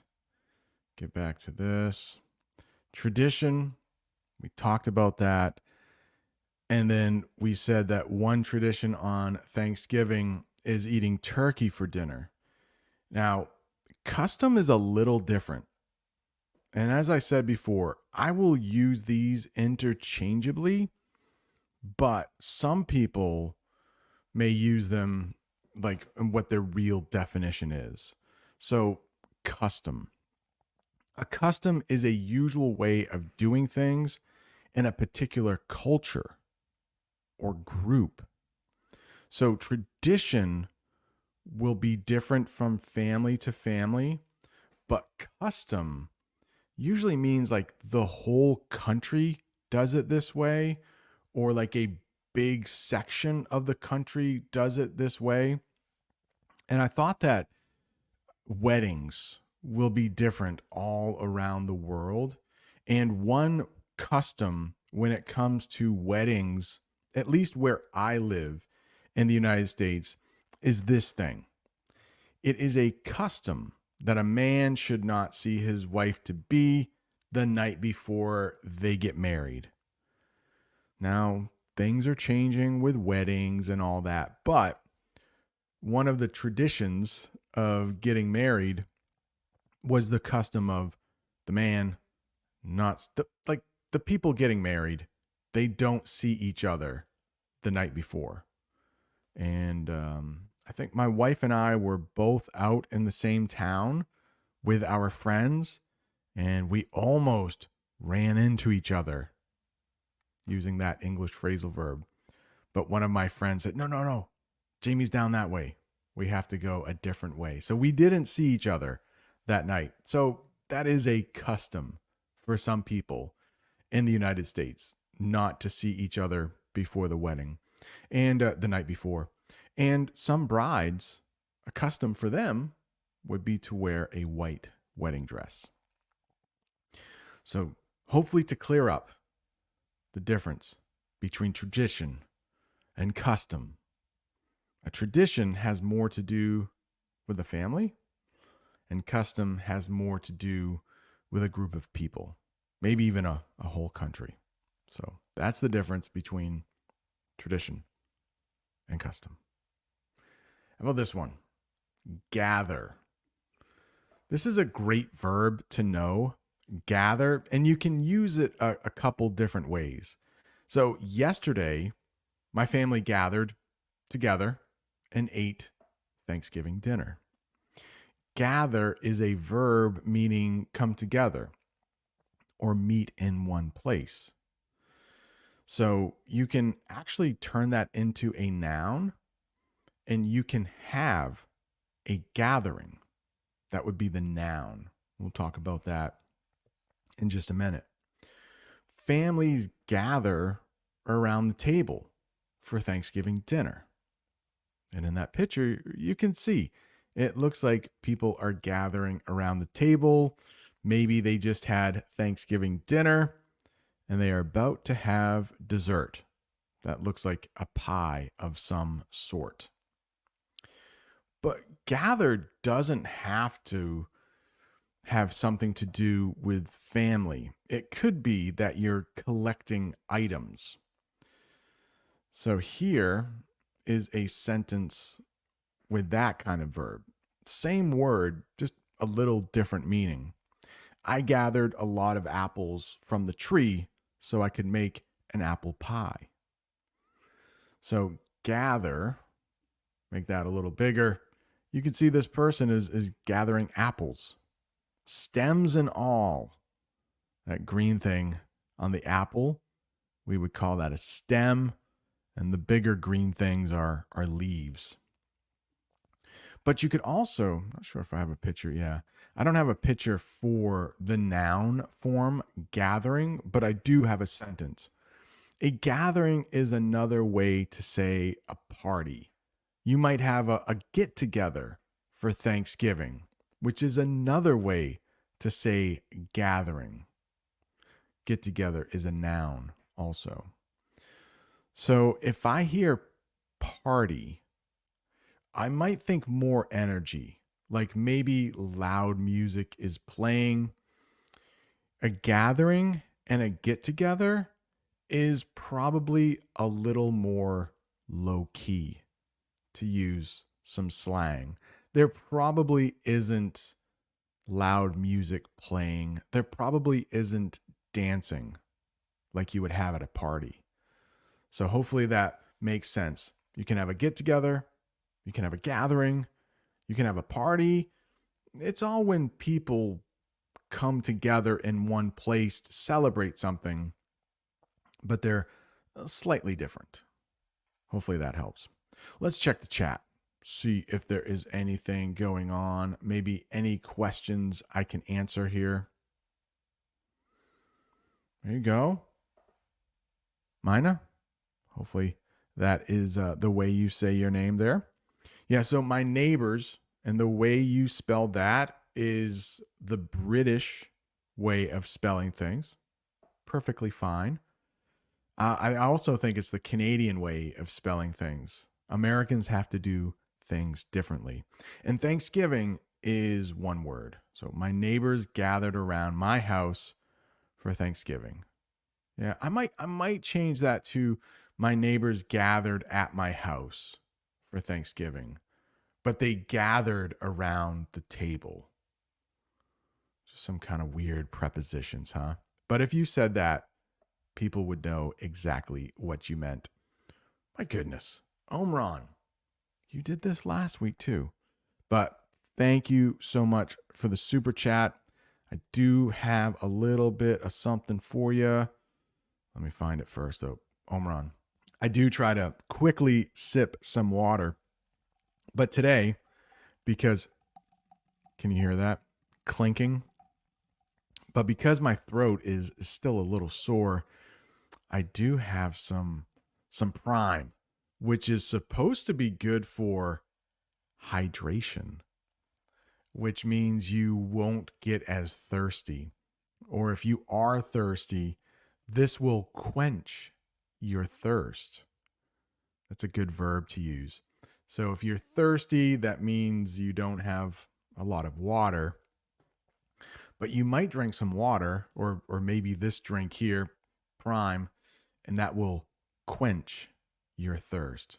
It's a good verb to use when you're thirsty and then you're no longer thirsty. Quench. I don't think we use that verb for many other things. Quench. But Omron, thank you so much. All right, just checking through the chat. Hey, Audie the Tie is here. Welcome. Glad you could make it. I think it's rather late. Yeah, this is not the best time for me to go live so everyone can watch. I know it's really late in some parts of the world, like Thailand, but thank you for staying up. Moscow is in the house. Welcome. Oh, Abdi, hey, really good question here. What's the difference between gather and accumulate? Whew, tough word there, right? Accumulate. So when I think of gather, I do think of more like this, like coming together. When I think of accumulate, I think of more like a stack of things. Like if you get a lot of mail every day and you skip going to your mailbox for a couple days, the mail will start to accumulate. It will start to get bigger. And a lot of times when we get snow, they will talk about snow accumulating. So it means like growing higher a little bit over time. And we actually do have a noun like we use with snow. So, hey, it's supposed to snow this weekend. What's the accumulation? We're supposed to get 3 inches. Yeah, we don't use centimeters here in the United States. We like to be different. Yeah, man, I'm a little bit under the weather still. Yeah, but I did want to do this live lesson about Thanksgiving because I worked on this lesson and I didn't want to save it for next year. Nobody's going to want to watch an English lesson about Thanksgiving in the summer. So I went ahead and did this, but still just a little under the weather. Just another way to say just slightly sick. Slightly sick. Jake, I remember you. Yes, from a while ago. I think you're younger, right? You're maybe a teenager, I think. I can't remember where you're from, but I do remember that name. Jake, welcome back. And I think we are only on YouTube, no Facebook. But this will be out on the podcast in probably just about an hour or so. So hello to anyone watching from the podcast. Sometimes you can watch on the podcast now. All right, we just talked about gather. Let's talk about this word, parade. Do you know this one? Parade? Yesterday, most of my family watched the Macy's Day Thanksgiving parade. That is a tradition that my family has. A lot of families in the United States have this tradition. But a parade is a public celebration where people and vehicles move in a line to entertain others. There's sometimes marching bands and floats. In that sentence, float is a noun. You might know the verb float. It means to be in the air with nothing below it. So think of a balloon. If there is helium inside that balloon will probably float. But when we talk about parades, that thing right there would be called a float. Sometimes they do, float in the air, but sometimes they are like this big turkey thing, and maybe they have wheels, so they will roll on the ground, but they're still called floats. So those things in a parade are called floats. They're not a marching band, but those other things are called floats in a parade. Excuse me. Drinking a lot of liquid today. Here's a sentence for you with parade. We watched the Thanksgiving parade with colorful balloons and marching bands. Hopefully that one helps right there. What about this? These are some of my favorite meals, to be honest. Potluck. Do you know that term in English? Potluck. Well, before we get to the sentence, just take a look at that picture. I don't know about you, but that looks pretty delicious to me. Now, I know my brother, Ben, he's been on the channel quite a bit. He doesn't like foods that are white or yellow in color. He's a little weird, right? He doesn't like butter. He doesn't like sour cream. Some of my favorite foods, if you can call sour cream and butter food. But he would not like this. But I don't know. This just kind of looks like delicious to me. So this could be a potluck dinner. And if you have a potluck dinner, it is a meal where everyone gathers, but they bring their own dish, enough to share with everybody. So here is a definition of what potluck is. It's a meal where each guest will bring a food they made or bought to share with everyone else. And so when you go to a potluck dinner, there may be some food there that you really like and maybe some food that you skip. But there's usually plenty to eat because people bring dishes like this. I don't know. It looks like some deviled eggs there in the middle. Maybe some sandwiches there. I don't know, some pasta salad. I don't know. It doesn't look very healthy. Ooh, it does look like there might be fruit in the back. So you may have to reach over to get to that fruit. But that looks like a potluck dinner to me. Here's a sentence using potluck for you. Our Thanksgiving, let me try to read that correctly. Our Thanksgiving dinner is a potluck, with everyone bringing their favorite food to share. Now, that's not exactly how our Thanksgiving dinner worked yesterday. I will talk more about that when I talk about main dish versus side dish. But I do know some families will have a potluck dinner kind of style Thanksgiving dinner. But let's talk about oh. Let's talk about this timer that's going off right now. I would like to give a huge I would like to give a huge thank you to any channel members who may be in the chat right now. So, what I would like to do is switch this over to members only. There aren't too many people watching live. Looks like about 41, but there are some members here. So, what I would like to do is just give those members a chance to talk. And if you would like to become a member, hopefully there is a link in the description. But it does look like Filippo.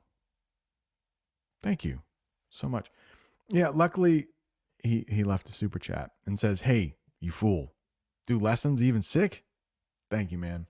Yeah, I did. I postponed this lesson because I was pretty sick. Was it yesterday morning? I was pretty sick Wednesday night, so I did postpone it to today. So I'm about 80%. Yeah, I wouldn't want to have to yell too much or anything like that, but I figured the work was done. We should at least do this English lesson. Filippo took another sip there of that prime. Hey Siri, set my timer for 5 minutes, please. Because if I don't have something to remind me, I will forget to take members chat off. And that wouldn't be very fun for everyone else.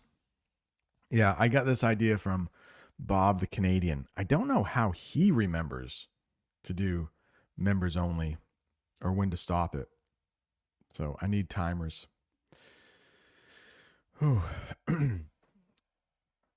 Luckily, I have nothing to do for the rest of the day. So I plan on just sitting in a chair and probably watching YouTube videos, maybe. Oh, watching some football and hockey, I think. Filippo says, "Hey, Audie. Now we can do it on WhatsApp, remember? Maybe next week." Oh, yeah. And if you are a member, there is a Discord server and you can chat right on the Discord server too. So that is cool. There you go, Audie. Audie, it must be very late where you live, by the way. All right, let's check. I don't know why, but they're having trouble. And it seems like it's Facebook's fault. So enough about Facebook. Let's get back to this English lesson here. We were talking about potluck, but now we need to talk about homemade versus store-bought. And I think just by the words themselves, this should be pretty easy to understand. So some people yesterday, when they came to my house, my family, they might have made some things, some items at their house, or they may have bought them at the store. So I do have some sentences for you and some definitions just to make it a little more clear. But homemade is exactly what it sounds like. You make it at home. And you might also hear that word from scratch. From scratch. So if you have something homemade, it could be from a box or it could be from scratch. For example, if I made a cake at home from a box, that means most of the ingredients would come from a box. I might have to add water, eggs, maybe some cooking oil, some vegetable oil, maybe some milk. But most of the ingredients would come from a box. So we would call that, it's homemade, but it's from a box. It's not from scratch. To make a cake from scratch, you would need eggs, flour, sugar, stuff like that. So hopefully that makes sense. Two types of homemade items. Could be from scratch, could be from a box. Both are delicious. but maybe the one from scratch tastes just a little bit better. Maybe it was made with love, a little more love. But hey, don't knock store bought items. When I say don't knock it, it means, don't hate on it. It's not that bad. Show it a little bit of love. We do have the saying in English, don't knock it till you try it. So maybe, oh, my brother, he would never do this. But let's say I had some potatoes with butter and sour cream, and I said to him, hey, try these potatoes. He's like, oh, no, that's gross. I'm like, hey, don't knock it until you try it, which means don't say you hate it before you eat it. Give a little taste. He would never do it, though. He would never do it. So, store bought, that's exactly what it sounds like as well. Store bought is exactly what it sounds like, too. You buy it from a store. So, yesterday, for our desserts, I think they were all store. No, they were not. Hang on. They were not all store bought. So, I know Jamie made some cookies. They were homemade. I think some were from scratch and some were from a box. Excuse me. But I do know some of the desserts we had were pies and they were store bought. Yeah, I don't think anybody made a pie crust or anything like that. I think we had 3 pies. I'm not a pie guy. I didn't have any pie yesterday. But I think we had like 3 pies and they were all store bought, I think. I'm not a big pie guy, not a big dessert guy, to be honest. Right, let's let everybody back into the chat. Thank you, channel members. If you are a channel member, you do get bonus videos every week. Let me just change this here. Yeah, you get bonus videos every week. And before some live lessons, when I'm feeling better, we will do like a 30-minute chat before the live lessons. I'm sure we will have one next week. And gold members come on camera, like Sita and Filippo did last week. Was it just last week? Yeah, it wasn't even last week. It was like 5 days ago, I think. There were some things going on in the chat, though. So, was there a watermelon in the... There might have been. The potluck? I love watermelon. I do. One of my favorite fruits. Summertime. So good. Yeah, Discord. That's cool. You can choose to be on camera or you can choose just to do the audio. So, Omron says, I'm just eating right now. After hearing the turkey, the other food makes me hungry. Yeah, I didn't put on like dark meat and light meat, but that is a term we have for turkey and chicken. So it's just what it sounds like. When you go to Thanksgiving and they have a turkey, you might hear somebody say, "Hey, do you want white meat or dark meat?" And so the white meat would come more from the breast and the dark meat would come more from the legs, right? But I think yesterday, I'm not much of a turkey guy either, but I think we had only turkey breast. Yeah, I think we only had white meat. So, all right. Yeah, I would say, oh man, I can't remember what the Italian term is for homemade. I almost want to say fatta in casa, but I don't think that's it. I used to know it. Maybe if I had more of a second, I could think about it, but trying to go quickly here because you're all trying to learn English. Harry says, what if you eat normal chicken on Thanksgiving instead of that? Is that okay? Yeah, sure. So some families will have the tradition of also having like ham for Thanksgiving. You know, some people don't eat pork, But if they do, they might have ham as well as turkey because, let's face it, not everybody likes turkey. And of course, chicken would be fine. The more food, the better, I think, on Thanksgiving, to be honest. Omron says, I prefer homemade stuff because I think it's more healthier. Yeah, it's probably healthier. Probably. But most of the stuff that I make at home, the homemade stuff I make is usually are sweets. Yeah, like cookies and cakes.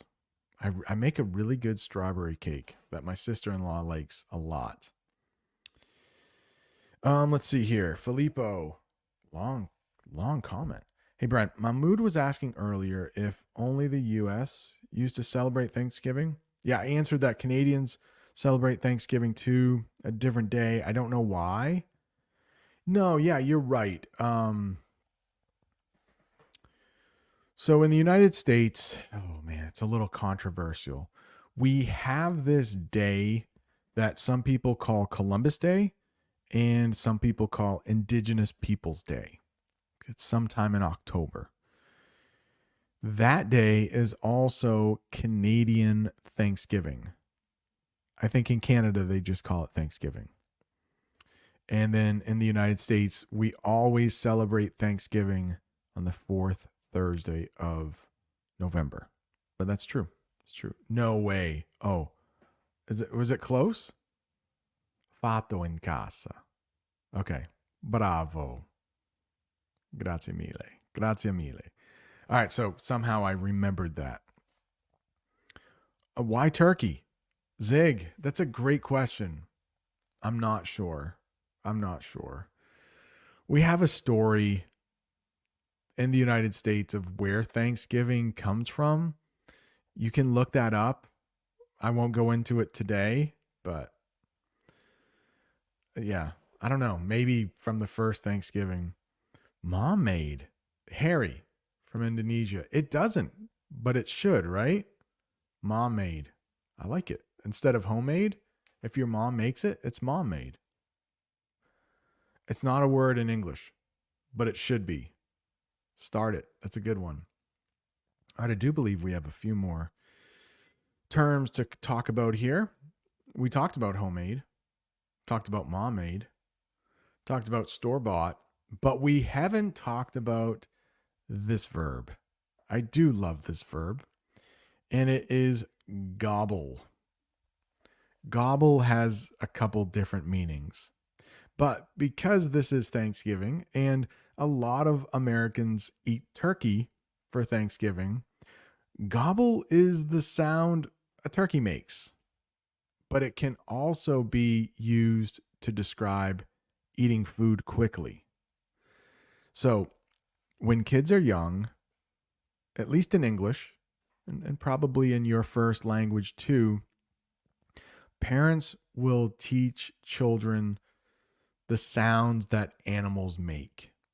So in English, a sheep goes ba, ba, and a cow goes moo. And I think the reason that parents do this, they might not know it, but it helps their children practice making some of those sounds in English.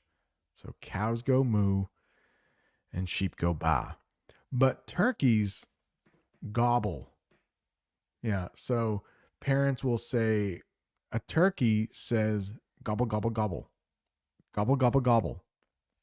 I'm not sure why. It really doesn't sound like what a turkey makes, but we do say gobble for the sound a turkey makes. They go gobble, gobble, gobble. All right. But you can also hear, oh, yeah, I have a sentence for you. Turkeys make a funny gobble sound, and some people say, I gobble my food. One thing that makes me mad about English is that sometimes when there's a Y at the end of a noun and you want to make it plural, you want to make it more than one, you change that Y to IES. But guess what? For turkeys, you don't. You just simply add the S. Turkeys make a funny gobble sound. And sometimes people say, I gobble my food. You might hear this English phrasal verb. I'm hoping that this is new for you. Gobble up. Gobble up. That means when there is food on the table, but somebody eats it all really quickly, you can say, wow, they gobbled up all of the potato. Who ate all the potato? Who gobbled up all the potato? You might be kind of mad about that. Gobbled up. Now, it looks like that guy is gobbling up noodles. Oh, man, noodles. Noodles sound really good.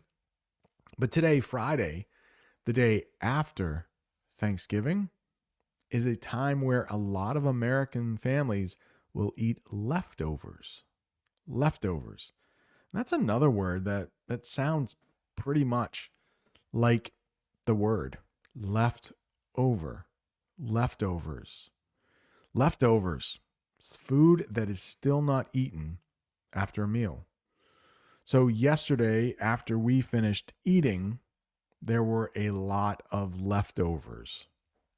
A lot of pies, a lot of cookies not eaten. A lot of people didn't leave room for dessert. So each of my family members, I guess, picked some leftovers they would like to take home with them. Jamie and I did not want to keep that food in the house because we would probably eat it and we would just, have more calories and gain weight. We didn't want that. So I think everybody who was here took some food home. There was leftovers after the meal and they took that food home. Here is something that is true for a lot of Americans. Not me, because I'm not a turkey guy, but we enjoy turkey sandwiches as leftovers for a few days after Thanksgiving. So Thanksgiving is always on Thursday. And so maybe by Sunday, you don't want to keep eating that turkey because it might go bad. But for a couple days after, if you have a lot of leftovers, you might have turkey sandwiches. All right, let's check the chat. What is going on here? Hey, Amina's here. Welcome. Welcome, Amina. Chris, hope you're doing well. Okay, so in Indonesian, there is a different sound for what turkeys say. And it sounds like there's a different sound in Italian as well. Very cool. What is that? Yeah, leftover. No, it's pretty much anything. Yeah, anything. And I think, I don't know, like pasta too, you could have, it can be any meal. It does not have to be Thanksgiving meal. And you can just eat leftovers the next day. But I do think pasta tastes better the day after. So I love eating leftovers when it's pasta. Yeah. That could be controversial. All right, we are going to talk about stuffing here pretty soon. All right, Spanish. Cuba. Hey, Dunsney. Hope you're doing well. It's been a little while. All right, what else do we have here? My voice is not holding up so well, so we might have a couple more here. Okay, we got main dish. Didn't want to do that. We have main dish versus side dish. So we have to talk about these two here. Main dish versus side dish. So for any meal, the main dish is probably meat. Maybe. Probably.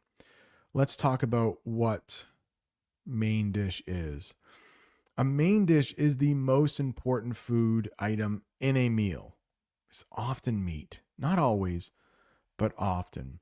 And for Thanksgiving, the main dish for most American families is turkey.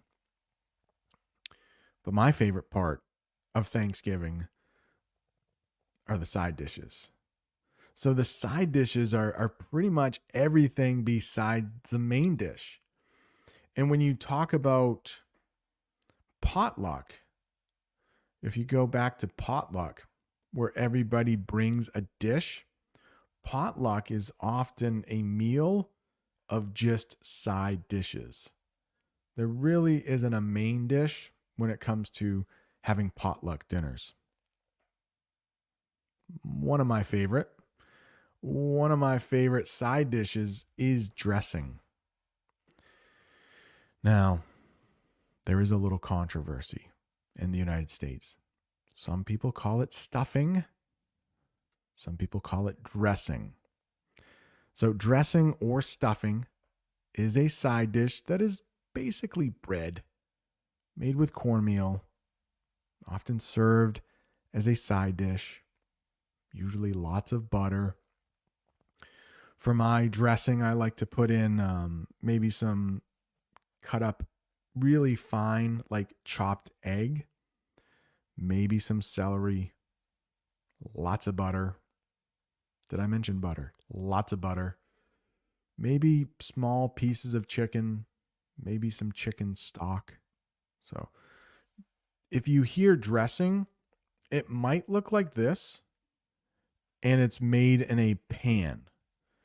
But if we go back to this turkey here, it looks like there might be breadcrumbs inside that turkey. And so a lot of people would call that stuffing. Okay, stuffing looks like that inside a turkey. And that is dressing. All right. Almost done here. But I do need to thank, we do have some more side dishes I would like to talk about. But before we bring this English lesson to an end, I would like to give one more plug to the fine folks at Link, a great language learning app. I think it will really help you improve your English. And I'm going to give you a few reasons why this is a really good app. And it's Black Friday here in the United States. And Link is offering 40% off an annual membership. It's an English lesson about Thanksgiving. And we do have a few side dishes to talk about. But thank you for watching that short ad on Link. I really do. I use Link almost every day. I should use it every day. Sometimes I'm too busy making English lessons. All right, but we have something called cranberry sauce, which I love to put cranberry sauce into my dressing. I love mixing those two things together. That cranberry sauce in the pitcher comes from a can. It's canned cranberry sauce. I think it tastes better, but some people like homemade cranberry sauce where you can actually see the little bits of fruit in it. Not me. I grew up with the canned cranberry sauce, and I think everybody at the dinner table yesterday preferred canned cranberry sauce over homemade cranberry sauce. Call these things mashed potatoes in English. I'm sure you have a different name in your language. I don't know. I love, what is French? Is it pomme de terre? Isn't that it? Pomme de terre in French? I don't know what mashed potatoes are, but I do like that word in French. It literally means apples of the earth, right? Pomme de terre. Yeah, good stuff. But in English, we take those potatoes and we mash them. Mash. I suppose you could mash somebody in the face. If you want to go faster in your car, you could mash on the gas pedal. But you can also mash potatoes, mix them with some salt, pepper, butter, sour cream, gravy. We'll talk about gravy in just a minute. But I do like mashed potatoes, as long as they don't get too cold. And they cool off rather quickly. So you should gobble them up, to go back to a term we learned a few minutes ago. Gravy. I like gravy. I'm not a big turkey guy. I'm not a big meat guy. And for some reason, I like gravy. My wife is the opposite.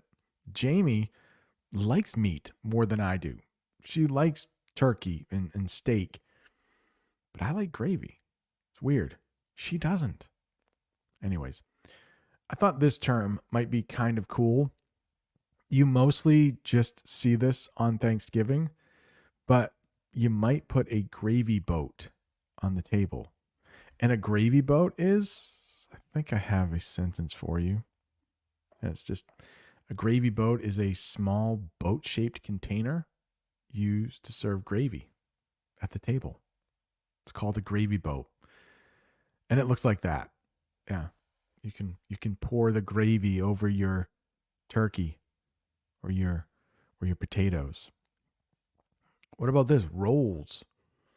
I think this is my brother. Yes, he said it yesterday. His favorite part of Thanksgiving dinner are the rolls. And I wanted to teach a verb that you might not know. So those are rolls. They're just like little bready things. I don't think you need a definition, right? Since you have a picture there. Those are what rolls are. But that verb spread. So I like to spread butter on warm rolls during Thanksgiving dinner. You might take a little pat of butter and then spread it with a knife on the rolls. Somebody just texted me. Oh. My wife is Black Friday shopping, and I think she got a good deal. Pecan pie. I think she got a pecan pie. So we'll look forward to that when she gets home. And I think we have one more. Cider. My family, we do not have the tradition of drinking cider at Thanksgiving, but some people do. It's a little bit different from juice. So cider is made with apples almost all the time. Cider is made from apples, but there's less sugar than juice. And sometimes you might find like little bits of apple in the cider. So cider is a non-alcoholic beverage made from pressed apples. I like cider. I just don't drink it during Thanksgiving. But you might hear hard cider in English. And if you do, be careful. That cider is going to have alcohol in it. Hard cider.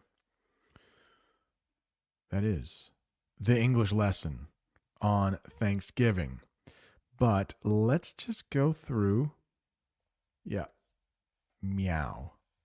We say meow in English for what a cat says, and we say woof for what a dog says. Oh, Abdi. How can I forget about that? Right? The stuffing, I like onion in it, but my son and my wife don't like onion. So I don't know. A lot of times I won't put onion in the stuffing that others are eating. But yeah, I do like onion. Walter, hope you're doing well. Good to see you. Mashed potatoes. Yeah, for sure. Excuse me. The hotter the better for mashed potatoes because it melts that butter. Michael, you're back. Hey, guess what? I haven't eaten breakfast yet, and it is like just about lunchtime here. So yeah, I'm getting pretty hungry myself. Oh, I don't miss any of your lessons, Brent. Dunsnay. Thank you very much. Maybe I just haven't seen you comment, but maybe you're watching on replay. So good to see you. Hope all is well in Cuba.